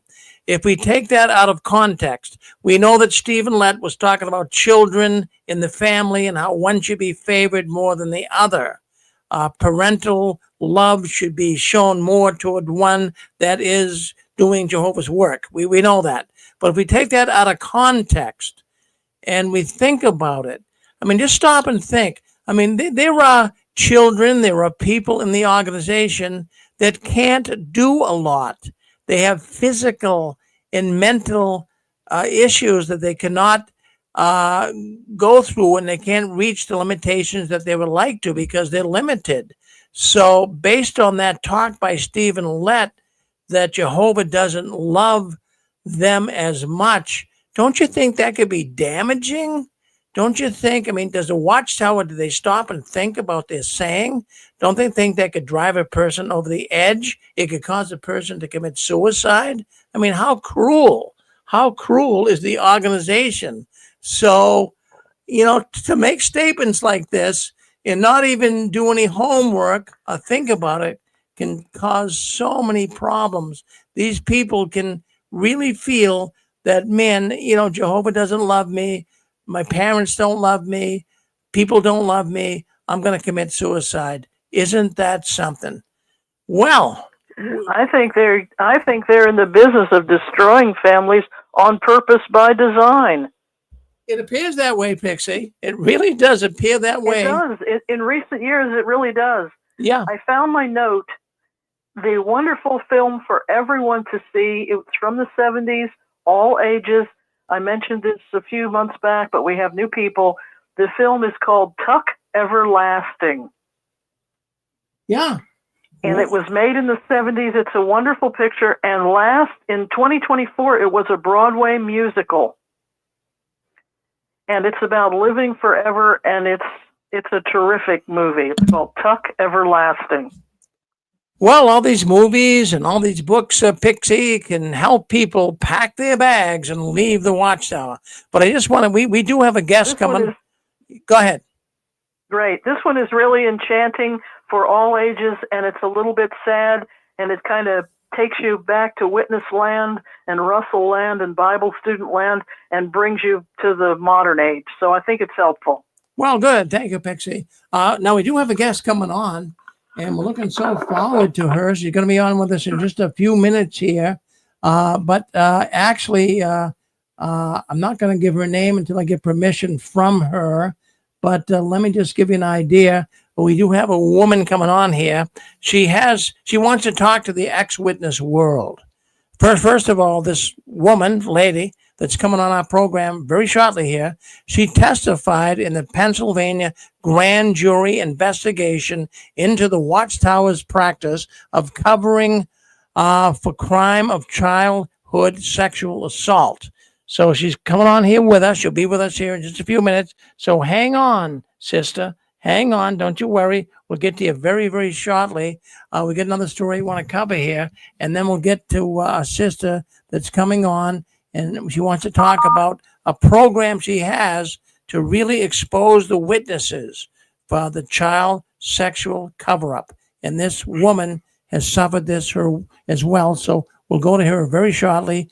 But let me stay right here, right now. Let's go to this. Did you guys know on our news tonight, I wanted to tell you that the governing body is instructing circuit overseers and elders to love bomb the ones who are left or are inactive. Now, this is something, I've got information coming into me, the 6 screens this week on this very thing. The governing body is instructing elders and circuit overseers to love bomb, to kind of falsely love one another. I mean, that's what love bombing is, right? So why do you think that the governing body is giving these instructions to the circuit overseers and the elders? Who would like to comment on that? Why is go ahead. Yep. Rick, how you doing? Good. Hey, this is Jesse. Yeah, good, Jesse. Yeah, thank you for letting. I'd like to crack at that question. I think, well, they're losing. I think most of your audience will tell you they're losing members like crazy, and they're trying to stop the bleeding. But I've noticed, I don't know why, I always go to jw.org and I read all the articles, and I'm just always looking for information. And one of the things I notice is they have no connection to Jesus Christ or the gospel message. I mean, they're all over the page. It's like first graders or second graders are writing their articles, and they're not Christian men at all. Maybe they're New Age apologists or New Age religion. So what I was going to ask you, maybe some of your commenters can talk about it, but could it be that they're suffering the pangs of the simplification program they did in the 70s, 80s, and 90s? They really are a dumbed down religion. I mean, I don't mean it to as an insulting. They really are dumbed down. They have no semblance of Christianity. Go to jw.org. I invite everybody to go read their articles. They don't even push the Christian gospel message. It's all about hate towards the apostates, and they're not even talking about 1914, none of their old stuff. So could they be suffering the consequences? Maybe they got spiritual dementia, because that's what when I read their articles, that's what it looks like they have to me, Christian spiritual dementia. Well, I agree with you, Jesse. I really do. They dumbed it down so much that the witnesses even have a hard time understanding what's even being said. It's so silly. A lot of the witnesses, it's so silly. Yeah, a lot of the witnesses today don't even know what the doctrine is. And a lot of the witnesses that we said earlier in the program, Jesse, that they're actually kind of making their own rules up because they're kind of like in a sea of uncertainty, you know? And you know, another thing I noticed, because I read their articles a lot, but they'll quote as their news source. They always quote left wing, like they always quote the United Nations. These are the people that called it the Great Harlot. Remember when we were younger in the organization, what we used to talk about the Babylon and the United Nations as the beast. Now they quote it religiously. I mean, go to jw.org every week. You'll see some quote from the United Nations like it's their top news source. And that's why I say, are they dumbed down? Do they not know that they were calling it the great harlot and the beast? And now they quote it. They quote it as an authority more than they quote Jesus Christ. So that's why I say, to me, it sounds like they really are a dumbed down organization. Well, Jesse, you're nailing it. You're nailing it. You're a good man, Jesse. Don't you be a stranger now. Okay. Always good to hear from you. Okay, talk to you later. Thank you, Jess. Bye-bye. All right. All right. Well, that's, I could go more into this, but there is a lot of love bombing going on right now. They're trying to get inactive ones back. They're trying to do everything they can to get people to come back to Jehovah. So we'll drop it there, but we do have a guest coming on. I do have a guest coming on here that I wanted to bring into the conversation here. I'm going to bring her on right now. Let's bring her on. Her name is Stephanie Lynn. Stephanie Lynn, we're going to bring you to the stage. Hello, Stephanie. Hi, how are you? Thanks. Well, very good. Boy, my goodness, we can hear you very good. So you're pretty familiar with these platforms then, huh? Yeah, I mean, done a few interviews. All right, well, very good. So, well, thank you for, usually we bring you backstage and we work with it a little bit, but you're doing fine. So that's wonderful. So anyways, you don't mind me calling you Stephanie, right? No, don't mind at all. All right, because I do say you have that posted on the platform here. But anyways, the reason why I wanted to bring you on is you have a message that you want to share with the audience. And I think it's very important they hear this message because I think we can all help you in your activism. But just to begin with, what really caught my attention, Stephanie, is you have been involved with the Watchtower. You were one of Jehovah's Witnesses at one time, right? That is correct. As a child, I grew up and I was disfellowshipped in my early 20s. So that caught my interest, and we talked yesterday on the phone, and you have a very calm, very articulate way about you. I was able to understand. Sorry, I was in the Home Depot when you called. That's It was all right. a little noisy, but anyways, I was very interested in what you had to say. But let me just bring this up to the audience, friends. We've been talking here on the Six Screens for many years about child molestation, child abuse, sexual abuse being covered up in the Watchtower. But I have to tell you with quite sincerity that I also have relatives that may have been involved in that Pennsylvania cover-up. And we have a woman on with us here tonight that knows what took place. And we've talked about it here on the Six Screens about how the Attorney General was investigating most of the congregations, if not all of them, in Pennsylvania for covering up child molestation. So can I ask you, Stephanie, that were you involved when you were a young girl in the cover-ups? Well, there were several issues in the congregation that I grew up that the elders covered up. My case of abuse was not alone. It was a good majority of the children in our congregation that were sexually abused. Yes. So that is, that really, that kind of broke about 2 years ago.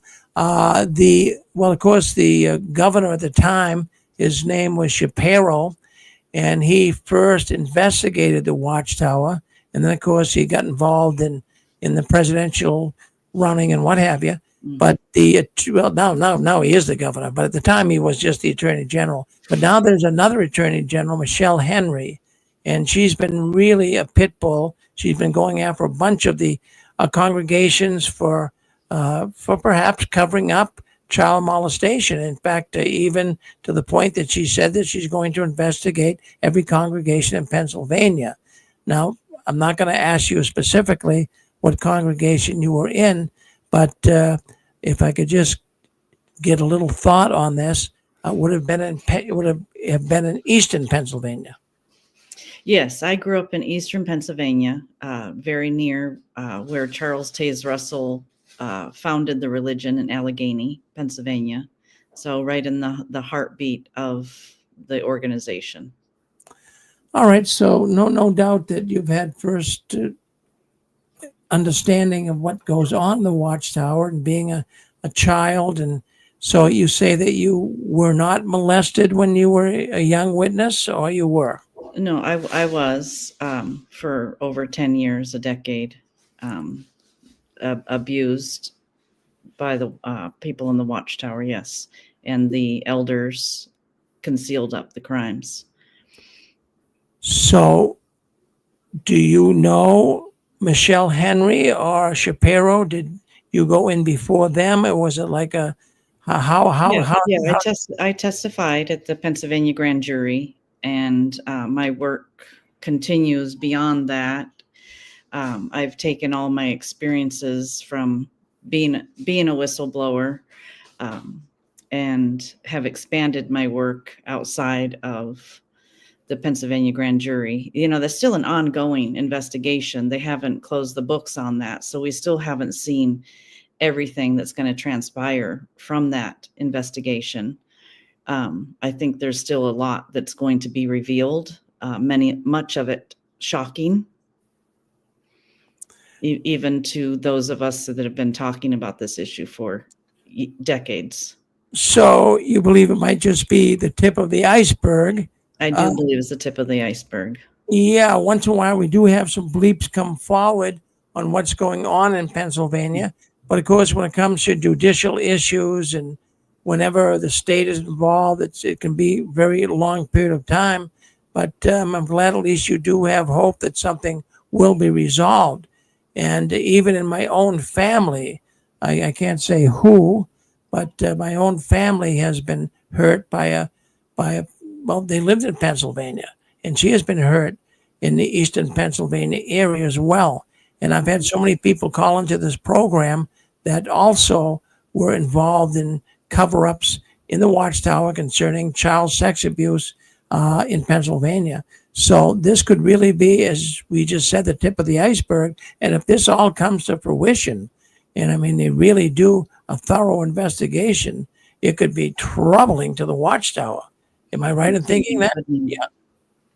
Yeah. So I do believe that there's, the organization itself is transnational.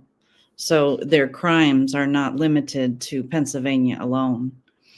And as I was doing, my personal activism, I started back in 2019.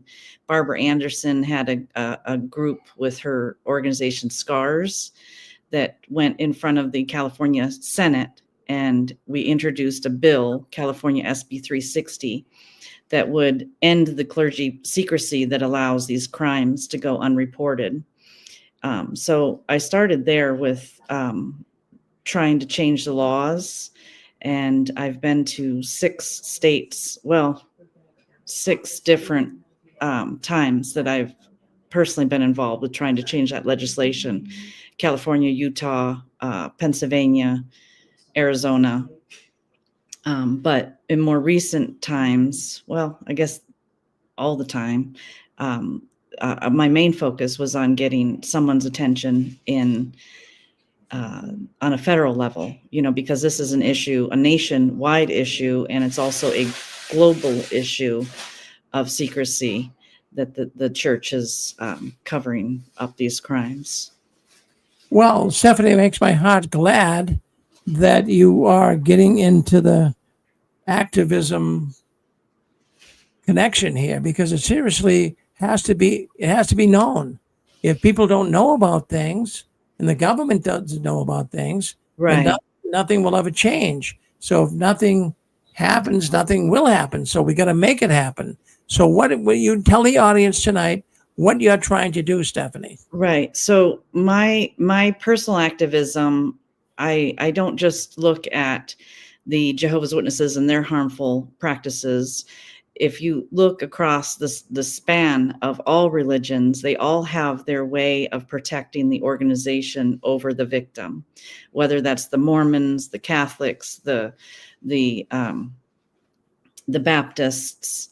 So I am working with a team to gather information from across across the board on all of these different religions and categorizing the crimes, where they're coming in from, and trying to shed some light on that.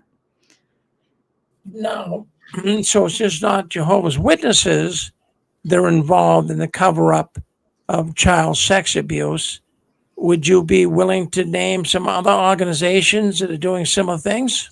Well, for instance, the Mormon Church, they practice some of the more horrific crimes, such as satanic ritual abuse, something that most people aren't willing to speak about because it is the unspeakable. But if you look at current legislation that's being drafted, or that has been drafted in the state of Utah, where the Mormon religion holds its world headquarters, there's a specific legislation that's addressing satanic ritual abuse that does include things as horrific as cannibalism. So these very worst crimes are being perpetrated right here on American soil, and not just here in America. Like I said, they're transatlantic organizations, and they do have a deep underbelly of occultism that needs exposed. Well, we've been doing this program now for 20 years, and we have had people come on and speak about satanic ritual abuse in the Watchtower. Yes. So would you be willing to say that satanic ritual abuse can be found in the Watchtower somewhere? Absolutely, with 100% certainty. Yeah, that's interesting you say that, Stephanie, because, in fact, what's really strange about the whole thing, and what we've done here at the very inception, when my former wife and I first came up with the forum here, the 6 screens of the Watchtower, is that we said that everyone can have a voice. We want to hear everything about the Watchtower. And we did have some people come on and talk about satanic abuse. And I had people call up before the program, don't go on with that. Don't say that. Don't do it, Rick. They got panic stricken over the whole thing. So we wanted to hear about it. I've heard all of the silent statements myself, Rick, because most people don't want to look into the eye of the serpent and admit that evil truly exists. Now, and I'll mention here tonight, and I think I've told people this before, but, even when I was an active Jehovah's Witness, and I was a loyal witness, to the point that actually was interviewed by the governing body, as I say, for a possible potential position. But I found out that, they're not good people when I went down there. But the point that I wanted to make with all of this is the satanic ritual abuse. Some people just totally discount it. They just say, no, that's ridiculous stuff.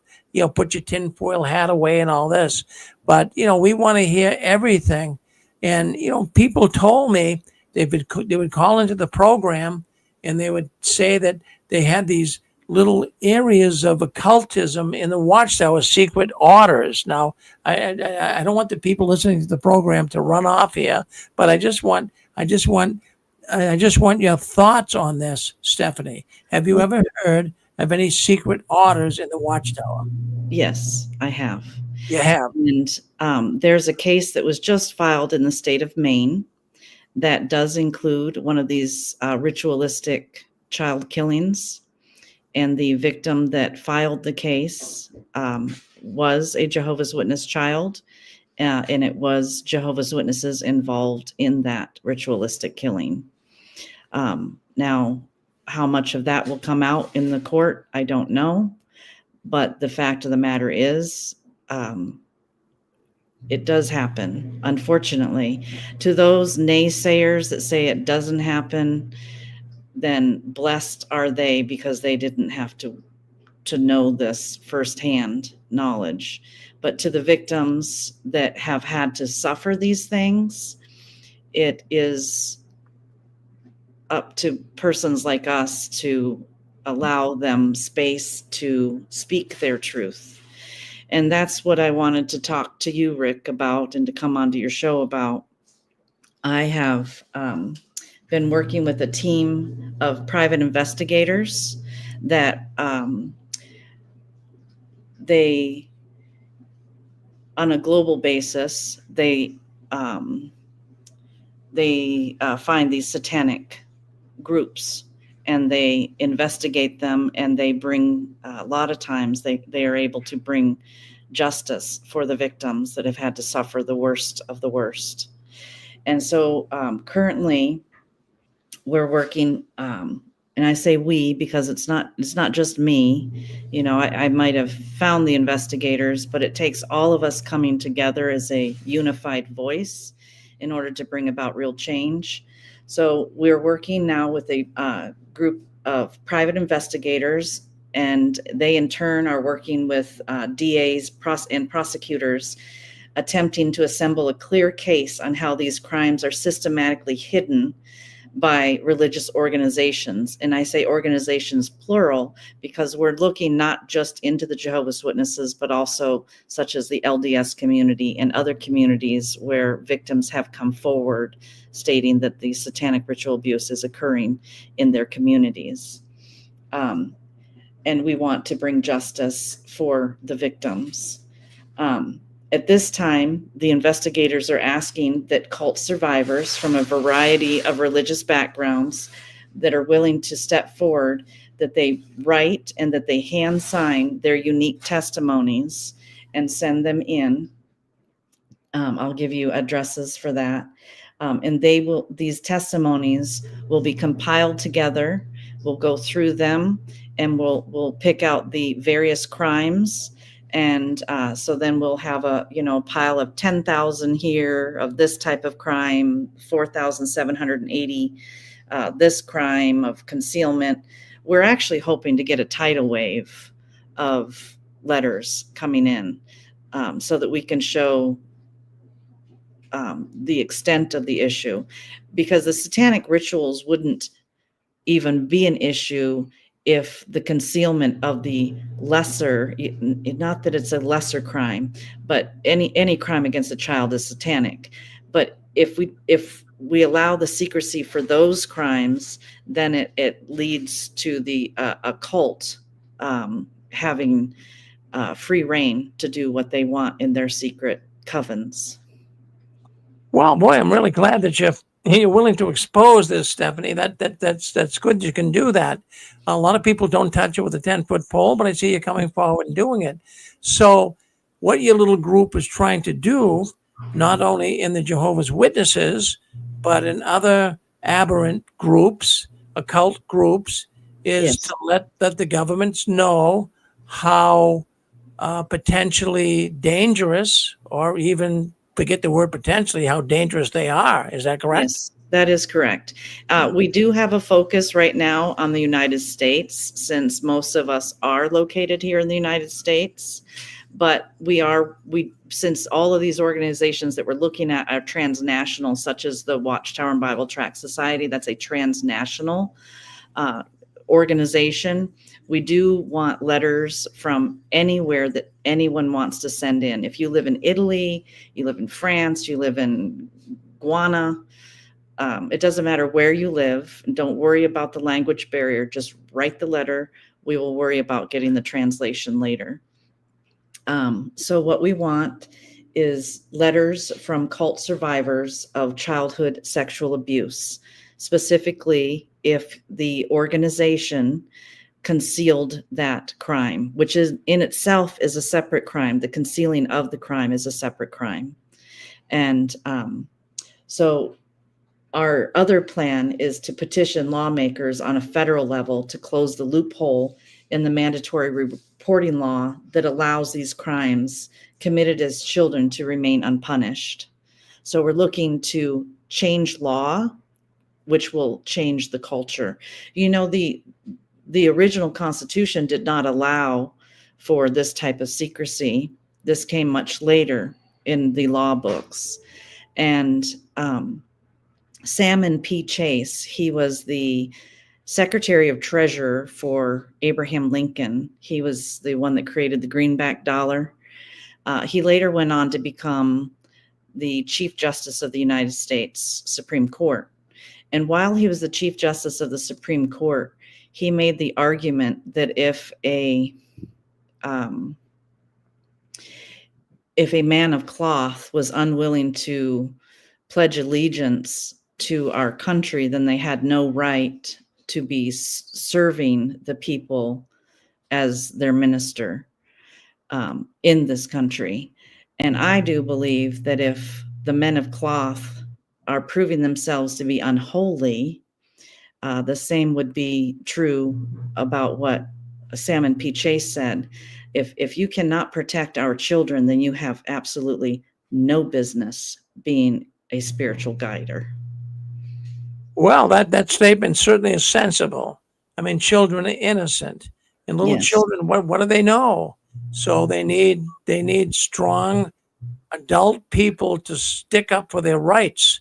But then so many organizations totally take advantage of those little guys. So tell And us. it's purposefully done in these occult groups. It's purposefully done. The raping of the boys and the sacrificing of the little girls for their blood. It's purposefully done. So you say sacrificing for their blood. What have you? Well, what further information can you give us about sacrificing for blood? Well, if you look at current legislation, I wish I had the legislation number in front of me right now, but in Utah, there's a bill being introduced, or that has been introduced, about satanic ritual abuse that includes cannibalism, which, if you're eating flesh, you're eating someone's blood, right? Well, that is, I never heard that, Stephanie. Boy, I'll tell you what, you're sharing some things with us that are quite fascinating. But I don't disbelieve it. I've been doing this program for 20 years, and I've heard some pretty bizarre things. But, my ears are open that this organization is very, very evil, but it's not the only organization. But all these guys kind of chum around together, and it's terrible what's happening in the world of children that can continue to be brought forth and promulgated without any investigation at all. And I really I praise the state of Pennsylvania for wanting to look into what's going on behind the witnesses. Mm-hmm. So do you believe that Pennsylvania will be a real catalyst in help? Yeah. I do have faith in what Pennsylvania is doing. I do want to make the point that our efforts are separate from what's going on in Pennsylvania. And we do have plans to be much more far-reaching, although the investigation itself will run very similarly to that of which we've come accustomed to in Pennsylvania, where the victims will come forward willingly if they want to be a part of this investigation. Then we're asking them. I had sent you a PDF. Did you get that? Yes, I did. Yep. Okay, so in that PDF, I did like a numbered point instructions. So clarity is very important if you want to write a letter. Less is more. It can be as much or as little as the person is willing to share. At the bare minimum, it needs to be enough that a detective or attorney will be able to contact you for follow-up. Number 2, we need your full name of the victim or the person reporting the crime. The statute of limitations is irrelevant to the purpose of this particular campaign. Date or range of dates when the crime or crimes occurred. This would include whether it was an elder, a pastor, etc., that was told about the crime and chose to hide it. So we also need to know that separately. The age of the victim at the time the crime or crimes occurred. The country, county, or state where the crimes occurred. So if you're writing in from Pennsylvania, you might be from Allegheny, Pennsylvania, United States of America, because this is a global sweep operation. So we want to know, to be able to differentiate where these crimes are coming in from. We want to have information about who committed the crimes and who is responsible for the second crime of covering up the sin, which is a crime itself. We'd want a full name, if known, any known addresses for those persons, email, phone numbers, aliases, social media links, pictures, where they work. Also include their position within the religious organization, like are they now an elder or were they an elder at the time? And please try to include, if you know their current place of worship, please try to include that. Like they go to the XYZ Kingdom Hall in Marriotttville, West Virginia, right?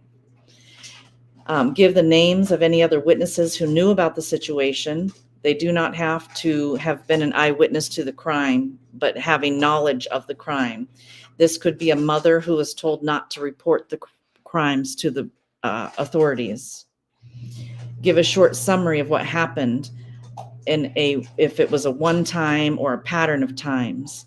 Include the full story of what happened to provide as much content and details as possible, but do it in an abbreviated manner. Sign your letter, hand signed the letter. If those letters are not hand signed, we cannot hand those over to a district attorney or to a prosecutor, and they won't be able to be counted in as evidentiary. They won't be able to put in, we won't be able to put those letters into the evidence. And then number 10, optional, you can attach or write any web links, documents, or provide any other relevant evidence to the crimes that were committed against your child's self.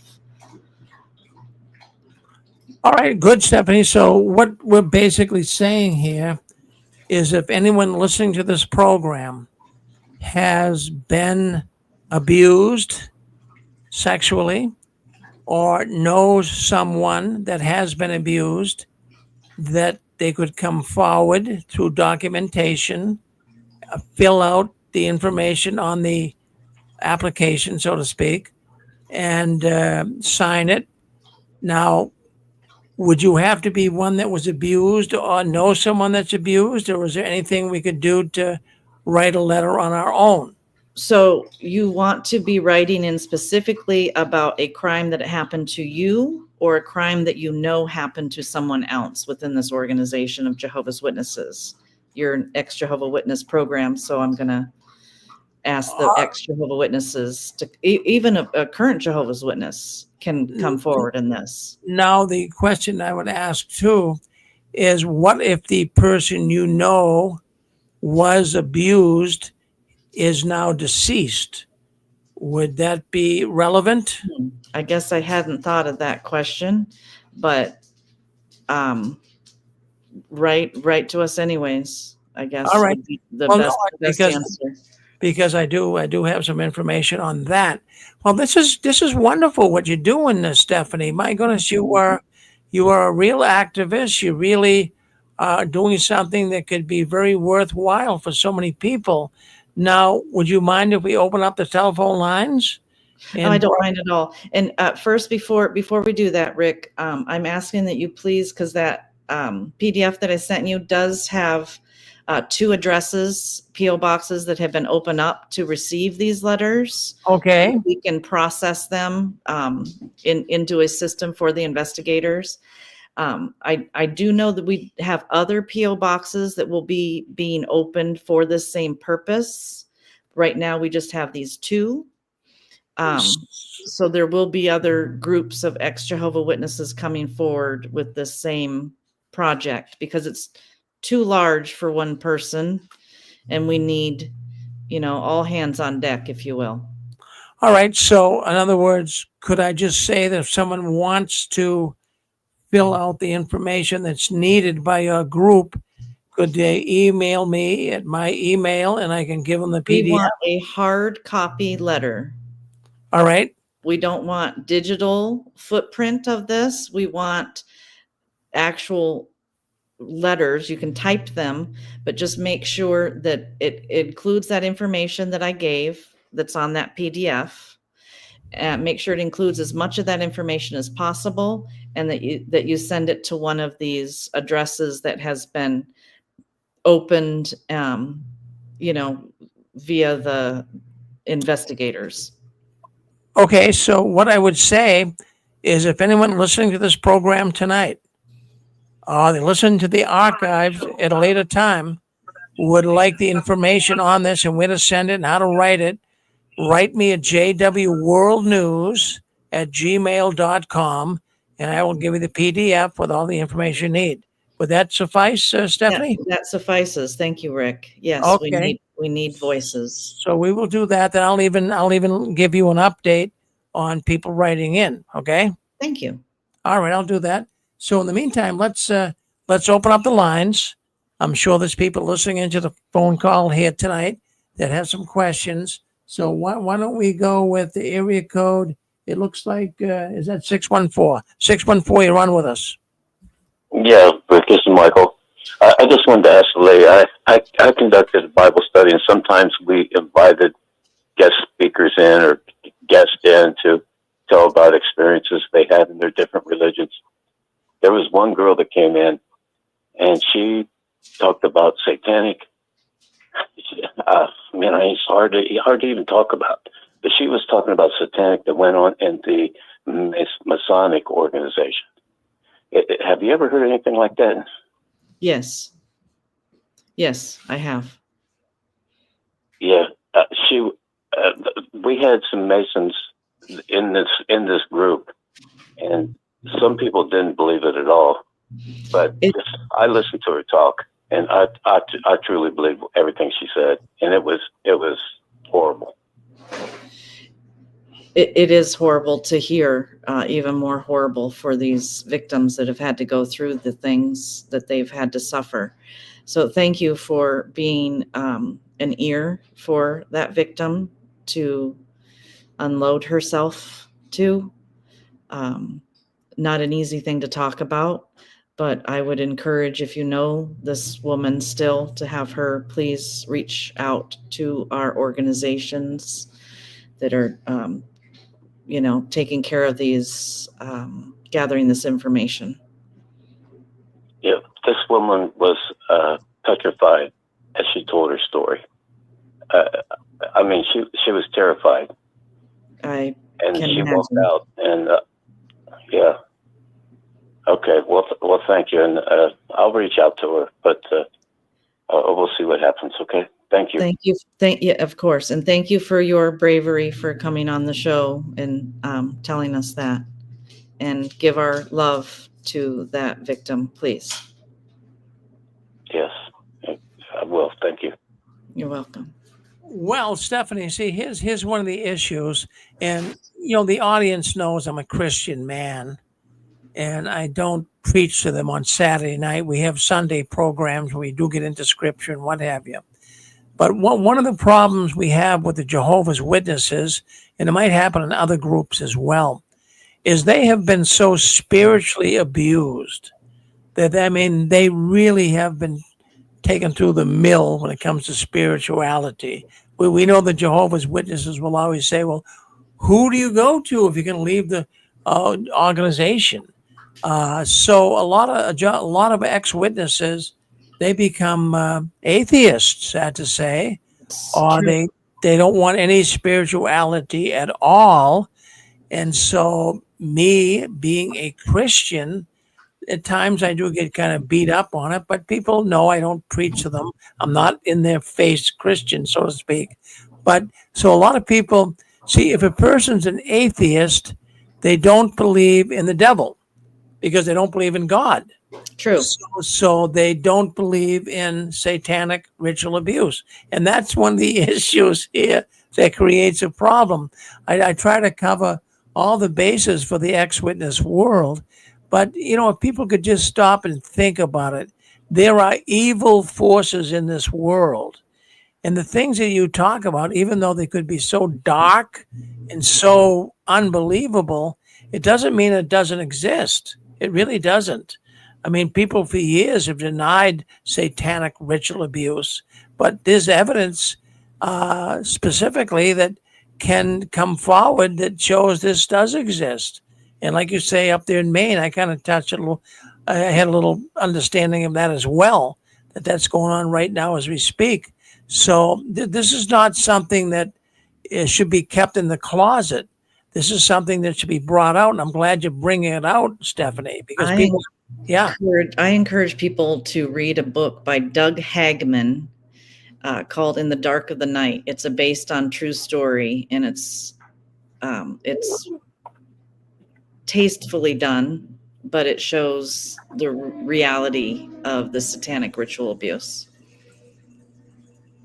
We get some callers coming here. Let's go to 409? Yeah, 409. Go ahead, Donald. You're on with us. Hi, Stephanie. This is Donald from Texas here. It's hard to even imagine satanic abuse, especially in an organization that claims, to be godly and so forth. What I'm wondering is how much does the governing body even know about that abuse, and how far deep into the organization does that actually go? That's the question that we all want to know, isn't it?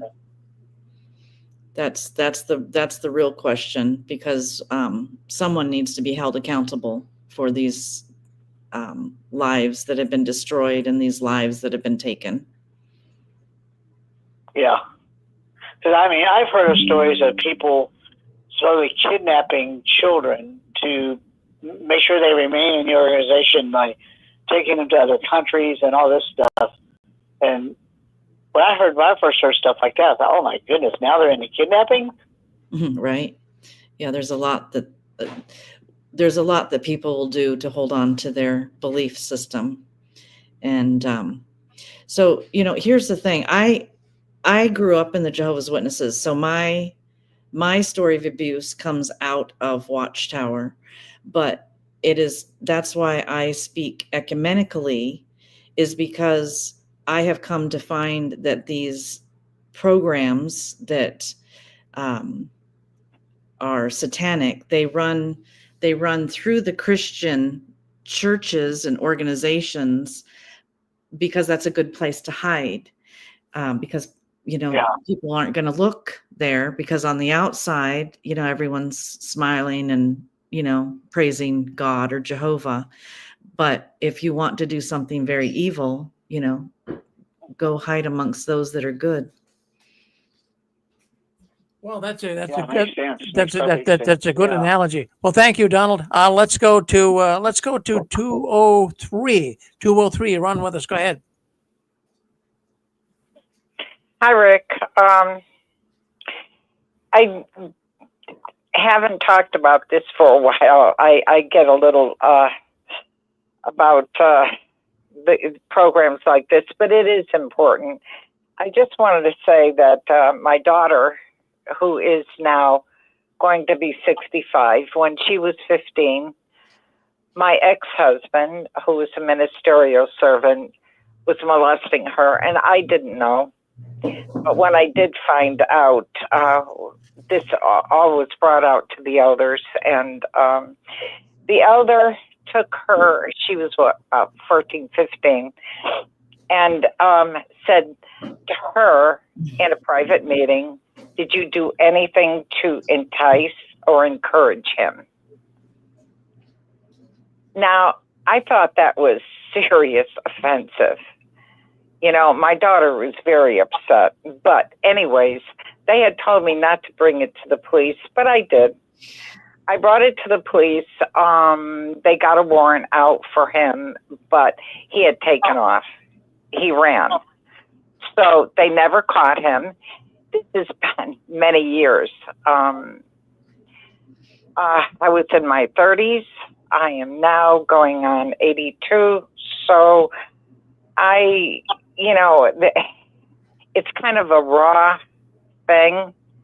It never goes away. It just doesn't. And all the things he did that I found out after was disgusting. So anyways, that's just my little part. Thank you for sharing your experience with us. I'm sorry your family was so hurt by this organization. It was terrible. I brought my kids up in this. And I've said for a long time that I sacrificed my children on the altar of the Jehovah's Witness God, lower G. because, You're right. I mean, I really thought I was doing the right thing. I was so proud to be a witness. I really was. But when all this stuff happened and the things that they made us, you know, the elders made us do, we left, they made us go back. It was just horrible, horrible. But I'm a different person today. Believe me, you know, he's still in hiding. He's older, but it doesn't matter, you know. It doesn't matter. And justice somehow, someday. Justice will come. No. You can't blame Okay, yourself. You can't blame yourself. Don't hold blame to yourself, because that's not where God wants it. You know, be mad at the man, be mad at the organization, and be mad enough that you write a letter. Oh yes, I've been gone a long Rick time. and write I've been gone that a long story into time. us.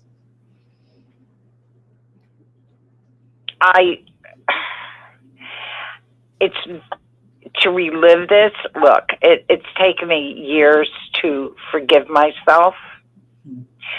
I had to come to terms with this. My children, all three of them, 2 girls and a boy, ended up being alcoholics, drug addicts, and whatever.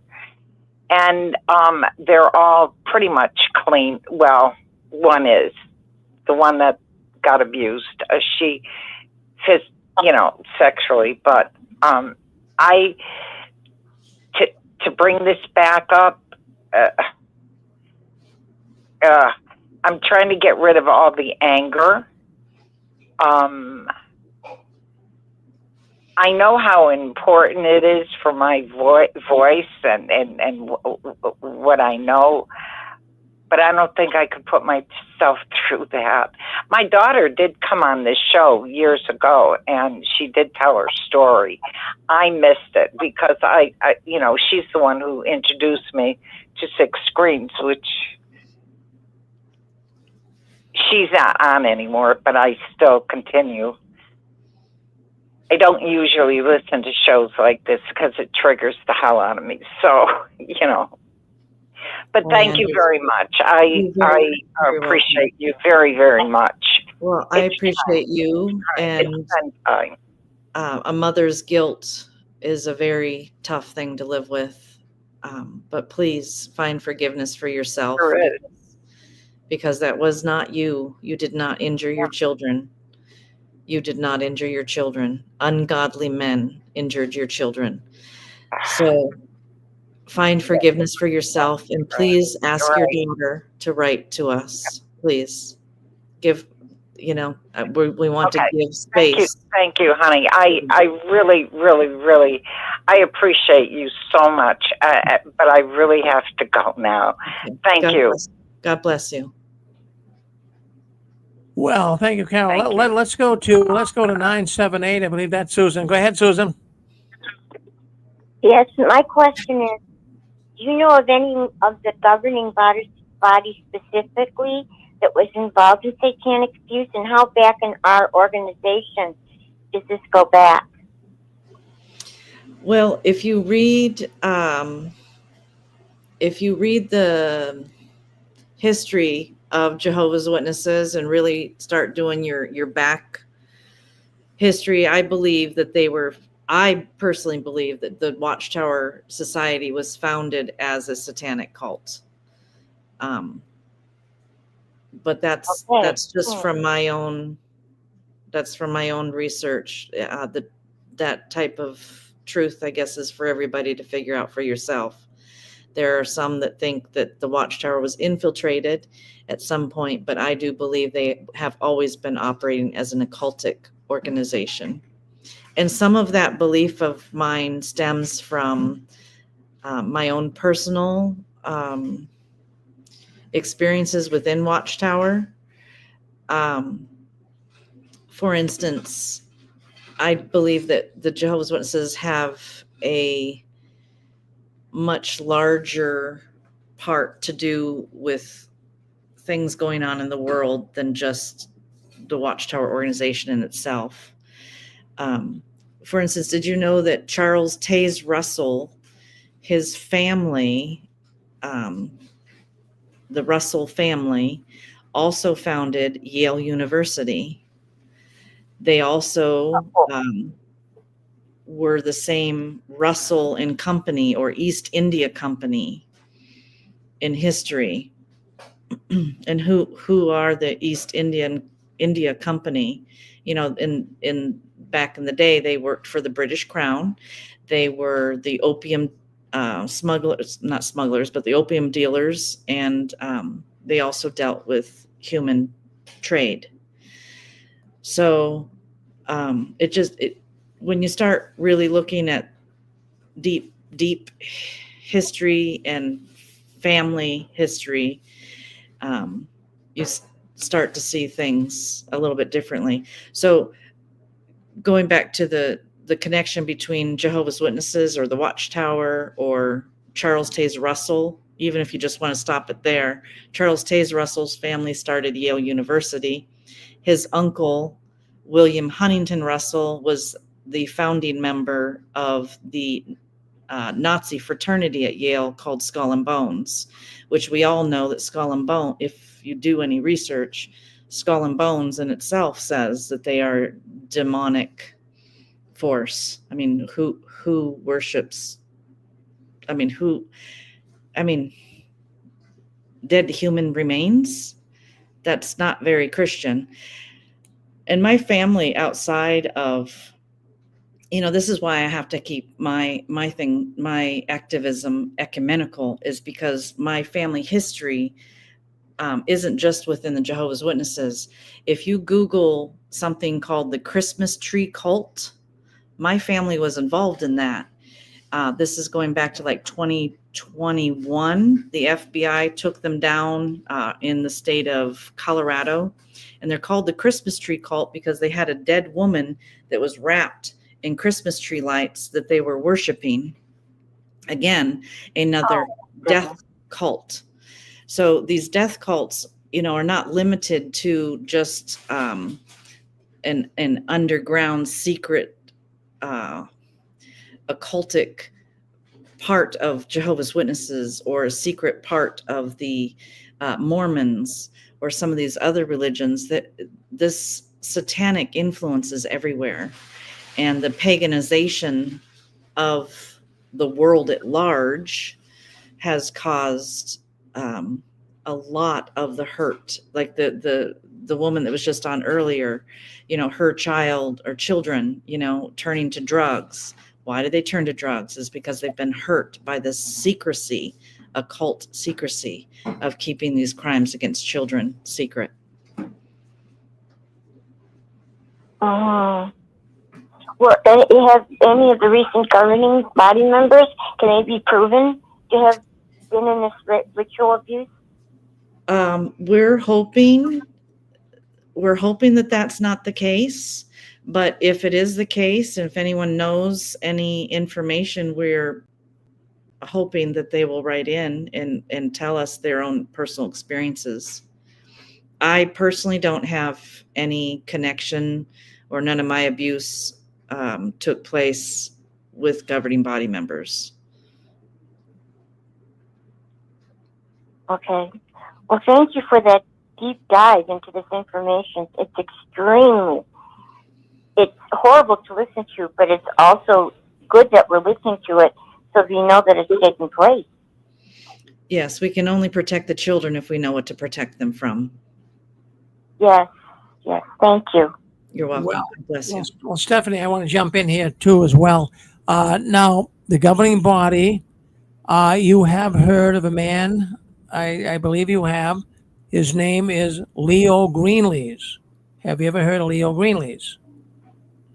Honestly, no, but I don't hang out too much in the ex-Jehovah Witness world. I work more secularly with my activism. So I apologize. I don't know who that is. That's okay. But what I will do is Leo Greenlees was a governing body member back in the late 70s and the early 80s. And Leo Greenlees was a known pedophile.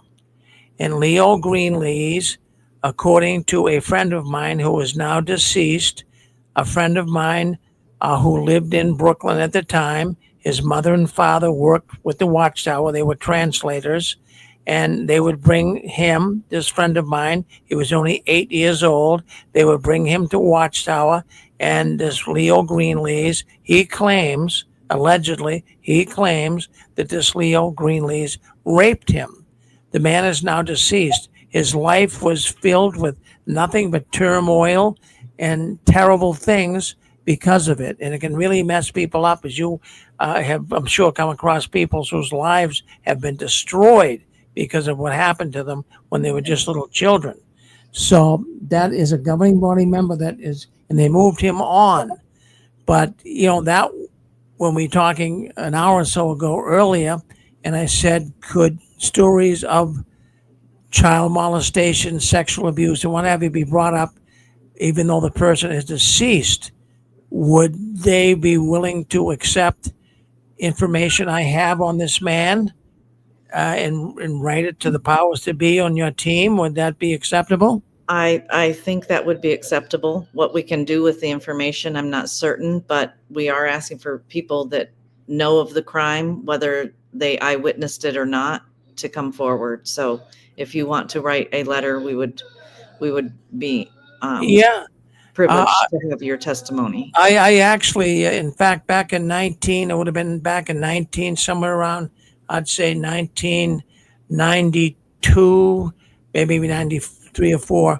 But I did actually go to a congressperson, a congressman right here in the state of Massachusetts. And I spent a number of hours with him talking about the atrocities that are taking place in the Watchtower. And at that time, it was actually written up in a Boston newspaper. And at that time, he said that he wanted me to gather some summaries of people that have been molested and how the Watchtower covered it up.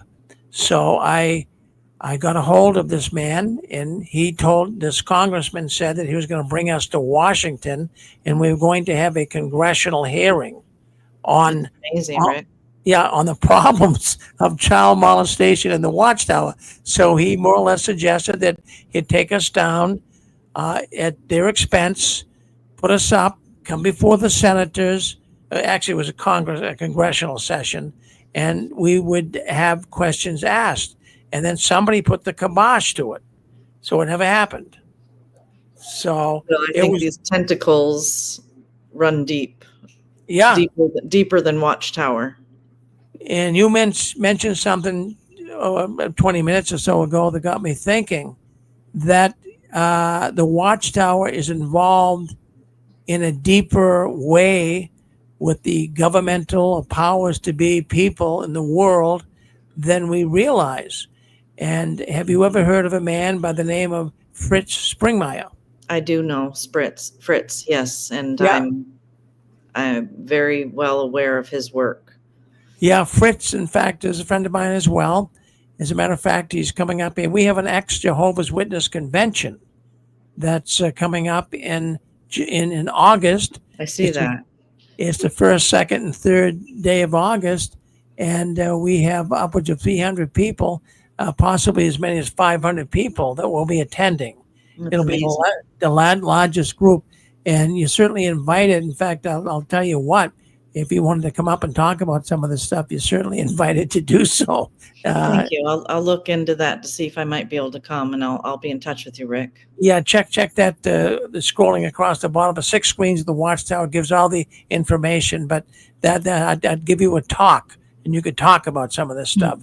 I think it could connect with people. Yeah, I'd love to sit down with Fritz and really get into his brain. Well, he's gonna come in person. He's gonna be here with us. Yeah, he's done a lot of research into the bloodlines, and one of the things that I look at the full picture of what's going on in the world, and the Committee of 300. Anyone that's heard of the Committee of 300? One thing that's very interesting to me is the Committee of 300 comes out of the British East India Company's, which is a Russell creation. They had a committee of a council of 300, and what their purpose was to oversee government for the crown in India, because the crown was all, this is before the internet and everything. So they sent their Russells, the committee of 300, in to take care of all the, to keep everything in line for the crown. And if you know much about U.S. history, in 1871, we lost our republic and became a corporation owned by the British. So I do wonder how much this all ties together. Well, no doubt you gave us a real earful of information here tonight, Stephanie. I'll tell you that. Well, the important part is that we have a new, similar to what you did. You talk to a congressman, and that's what I've been spending my time doing. That's I've spent my time in the secular field, going and visiting with congressmen and senators and different politicians, and making these connections with other groups outside of the Jehovah's Witness world that have the power to make a change. And we have ears now that are listening to us, very, very intense people that want to stop this and that have stopped this in other places in the world. So I have faith in what's happening. We just now need a tidal wave of victims to come forward. And if you want to be involved in an operation, an investigation very similar to what happened in Pennsylvania, that was limited because you had to have connections to Pennsylvania in order to participate in this. This investigation is not limited to a time or space. This is strictly about what happened to you or someone you love within the Watchtower, that they were not protected, and that their rights, their human rights, were violated, and they were not given the protection that a moral institution is supposed to give them. Well, what we'll do, Stephanie, is anyone that has any feelings at all and you'd like to express your thoughts to the powers to be, if you were abused, you know someone that was abused, write me at jwworldnews@gmail.com. I'll send you out the PDF file that Stephanie gave to me, and you'll be able to get all the info you need. Well, Stephanie, I'll tell you what, I'm really glad you could come on here tonight. You're a very fascinating person to talk to. You have a wealth of information, and I don't want you to be a stranger. No, I'll come back on for sure, Rick. Thank you. I do want to say that although I'm the first one bringing this forward, there will be other pockets of ex-Jehovah's Witness people that are being commissioned by the same investigators to help get this information gathered. We are a diverse group of people. Some of us take a more political, some of us take a more Christian, like yourself, approach to things, Rick. I think the message needs to be heard across many platforms. So I do also want to say thank you for letting me on your show.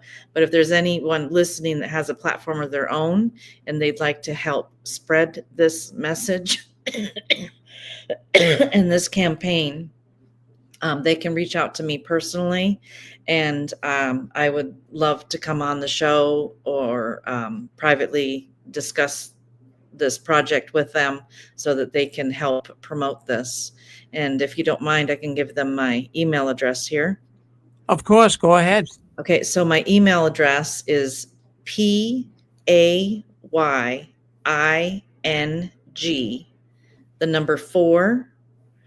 SINSOFOTHERS@gmail.com. So that's pain, 4, sins of others @gmail.com.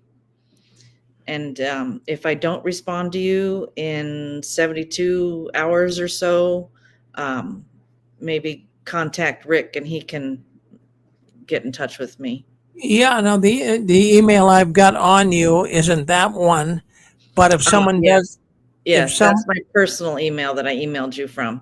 Okay. So this paying for sins of others is set up specifically for my activism. It's the name of a book that I wrote. Very good. If you could just send that to me, you got my email, send that to me. And then when people, because I'll get people that will want it and I can send it off to them. So send that to me at JW World News, Stephanie. And, I'll and do you that get when we get off here. Well, thank you. My goodness gracious. I really, really enjoyed the conversation we had. I can see by the numbers, one thing when I look, we have the network here. We have a number of different programs on here. But one thing I'll share with you is, I look at numbers, and what I look for is what they call a retention rate. Now, you really kind of broke the record here tonight. You what happened is the retention rate when you came on, people go up and down and they leave if something doesn't interest them. And when we started getting into the subject of satanic ritual abuse, I thought a lot of people would get up and say, whoop, we're out of here. But I'll tell you what, the retention rate was remarkable. I couldn't believe it. So I think more and more people are coming to grips with the evil world we live in, Stephanie. And that's good they're doing that, Yeah, I thank the brave souls that stayed and listened to me. We are all going to be shocked very soon by a case coming out of Watchtower in the state of Maine that will include testimony on satanic ritual abuse. Well, boy, I'll tell you what, we'll report it here. And when that story does come up, I'm going to contact you and bring it back on, okay? Certainly. All right. Well, thank you very much, Stephanie. Now you keep standing tall and don't you ever give in, up or out. You're doing a great work and we're proud of you. Thank you, Stephanie. And I want to also applaud all the other activists, whether they have platforms or they've been working silently behind the scenes. This exposure does not happen by one person alone. It takes all of us working individually, separately, and together. Thank you. You're a great woman to talk to. You have Thank a lot of good information that people should hear. Thank you for exposing it tonight. You have a good night, Stephanie. You too, Thank you. We'll be seeing you soon. Thank you. Sounds good. Thank you, sir. Yep. Well, there you go. That's Stephanie. My goodness, what an interview, huh? My goodness. Now look at I've been doing this for many years, and I can see the numbers. I can see numbers coming in. But I thought maybe when we get into the satanic ritual abuse that it would be a little troubling for people, but it wasn't. Thank you guys for staying in and listening to Stephanie. She's a credible woman. She has a lot of information. I'm sure we'll get more from her in the future. Thank you. All right, so let's see what else we got going on here. We've got more things to do here tonight on the 6 screens. Well, we'll do the duck game, and then we're going to go to another program at Constance and Dick. But let's do the duck game.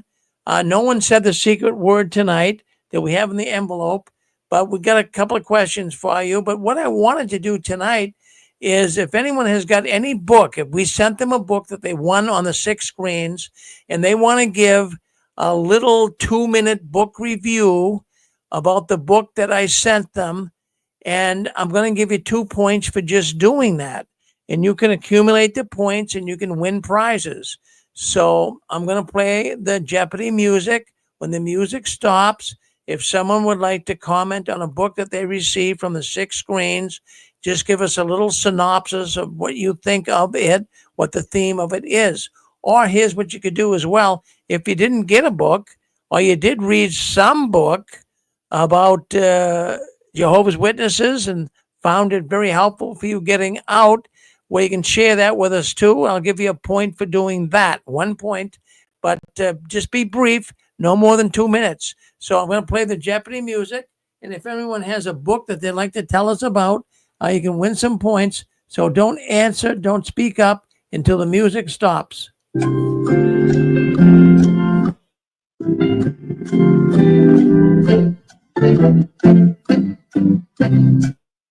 Okay, someone got a book? Someone got a book they want to share with us? Did you read? What would you like to say? I'm sure somebody must have a book out there. Well, I want you to think about it. In the meantime, let's ask another question. Let's ask another question. What do you think was the most popular book ever written? Yes, go ahead, Steph. Okay. Oh, sorry. Let me turn off this. I gotta go someplace else. Okay. Sorry. Okay. The book that I wanted to, of course, talk about is probably one of the. Sorry, is that me doing that? Yeah, you're all right now, though. Go ahead. Okay. Sorry about that. The book for me was the Crises of Conscience, of course. And the reason, one of the things that just blew me away, I guess as an active, I'm hearing an echo. All right, I don't I'm know. hearing an echo. Let me figure out. Okay, how about now?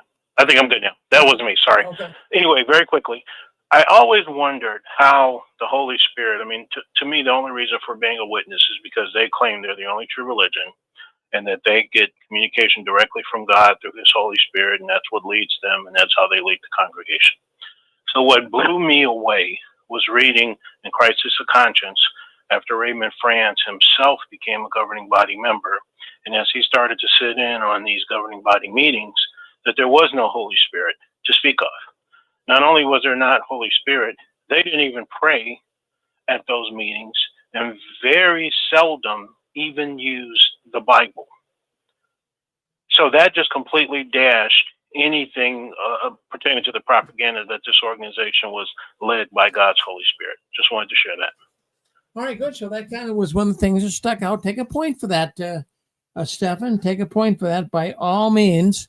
Okay. So yeah, I just want to get some thoughts on some of these books. So does anyone have any other book they'd like to share with us? Just share with us. 2 minutes, get a point. If it was a book that you won for the 6 screens, you get 2 points. But in the meantime, let's take a look. I'll ask a couple other questions here.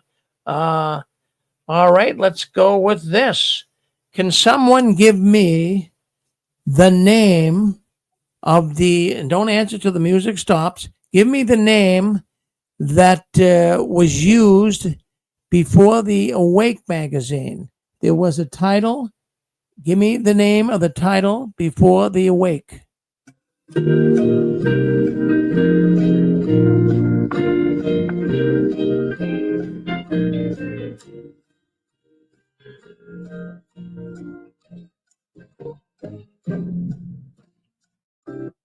All right. What was the name?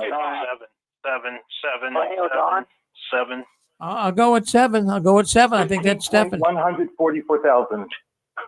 Okay, let's go with. Okay, so I'm 7. This is Stefan. I'm going to say Golden Age. No, it wasn't the Golden Age. Oh, hold on 1 second. Hold on. Don't anybody answer till I call the number. Okay, Stefan. It wasn't the Golden Age, but that was one title before the Awake. Yes, but what was the title I'm looking for? Go ahead. 144,000. Oh, it was 15.144,000 because it has to be under 100. I do know the answer. I don't want to say it. Okay, Consolation. It was Consolation. Yeah, you're absolutely right. Thank you. And by the way, I want to tell you too, Zach, that Debbie, it was nice of you. She got $100. She wrote me and told me she got the $100. So I want you to. I thank you for doing that for her. Thank you. I'm glad to hear that. All right. Thank you. So she got that. So that worked out good. Good. All right. So anyways, one of the greatest things, this is another question. Well, one of the great things about, at least I thought, there's not too many good things I can think about the Watchtower, but there's one thing that I really thought was pretty interesting. As a matter of fact, I actually participated in it, as well as many people listening in our program tonight, and I was actually the teacher. Can someone tell me what was one of the better meetings where you could really gain some traction, you could learn quite a bit? Tell me that meeting that at least I am deeming as a good meeting. I learned a lot from it. Tell me what you think I'm thinking of. Don't answer till the music's over.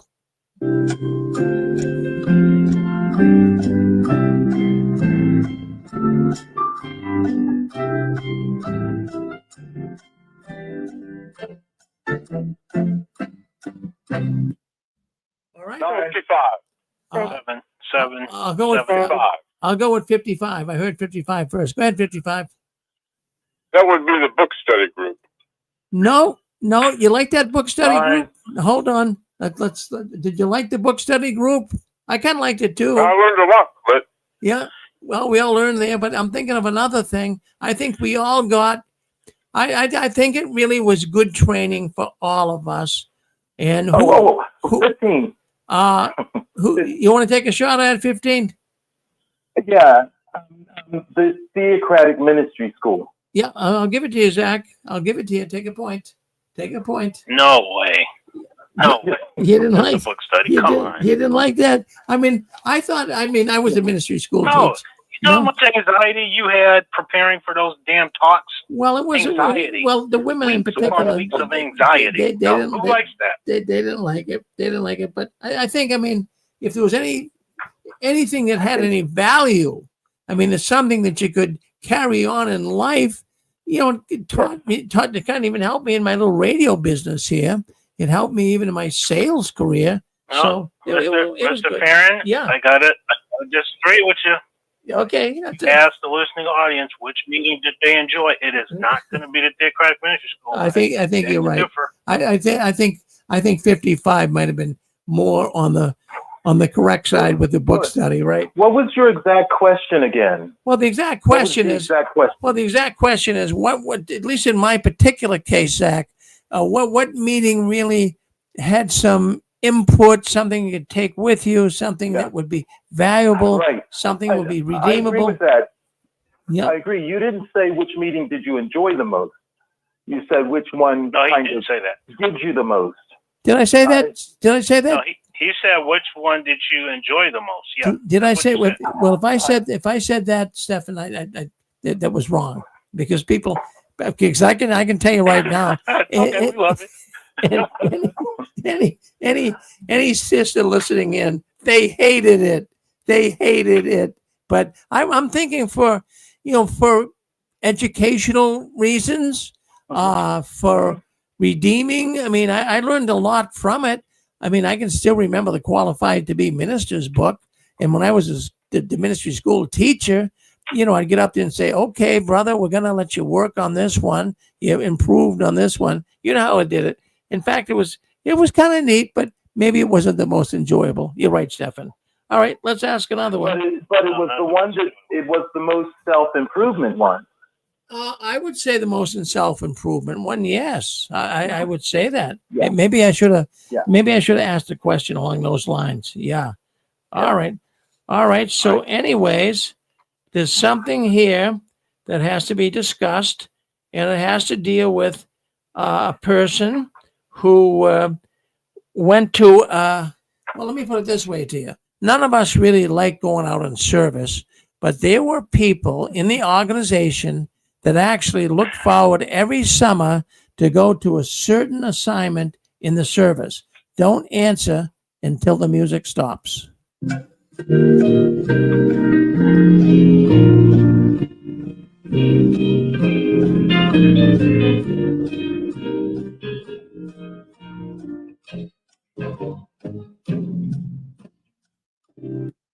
Okay, so what? 55. I'm sorry. There's a brother there with a really nice, deep voice. I didn't quite. I think he. What was that? 55. I said 22. I'm going to go with 22. 22. Would that be unassigned territory? It would be unassigned territory. Yes, it would be. Take a point. Is that Tom from New Hampshire? Yes, it is. Boy, I'll tell you, Tom, you sound, geez, you sound like a full-fledged broadcaster. You really came across as really maybe you should be doing voiceovers. I mean, really remarkably good. Seriously. Thank you. I like that. Maybe that's your new career, Tom. That sounds good. Hook me up. Okay. All right. Listen, I think we have to end it there. Take your points. We got to go to Dick and Constance. I don't want to take up too much of their time, but I want to thank everyone for coming on the Six Screens JW World News tonight. And there'll be no Six Screen Sunday tomorrow. We'll be back in 2 weeks with Six Screen Sunday. I want you all to keep standing tall. Don't you ever give in, up, or out. Keep waving that flag of victory. Don't let your visions die. And the last one, leaving the Watchtower, please turn off the new light. Stay with us, Dick and Constance, up next, right here on the Six Screens Tele Network. All right, let's end the program here, which we are ending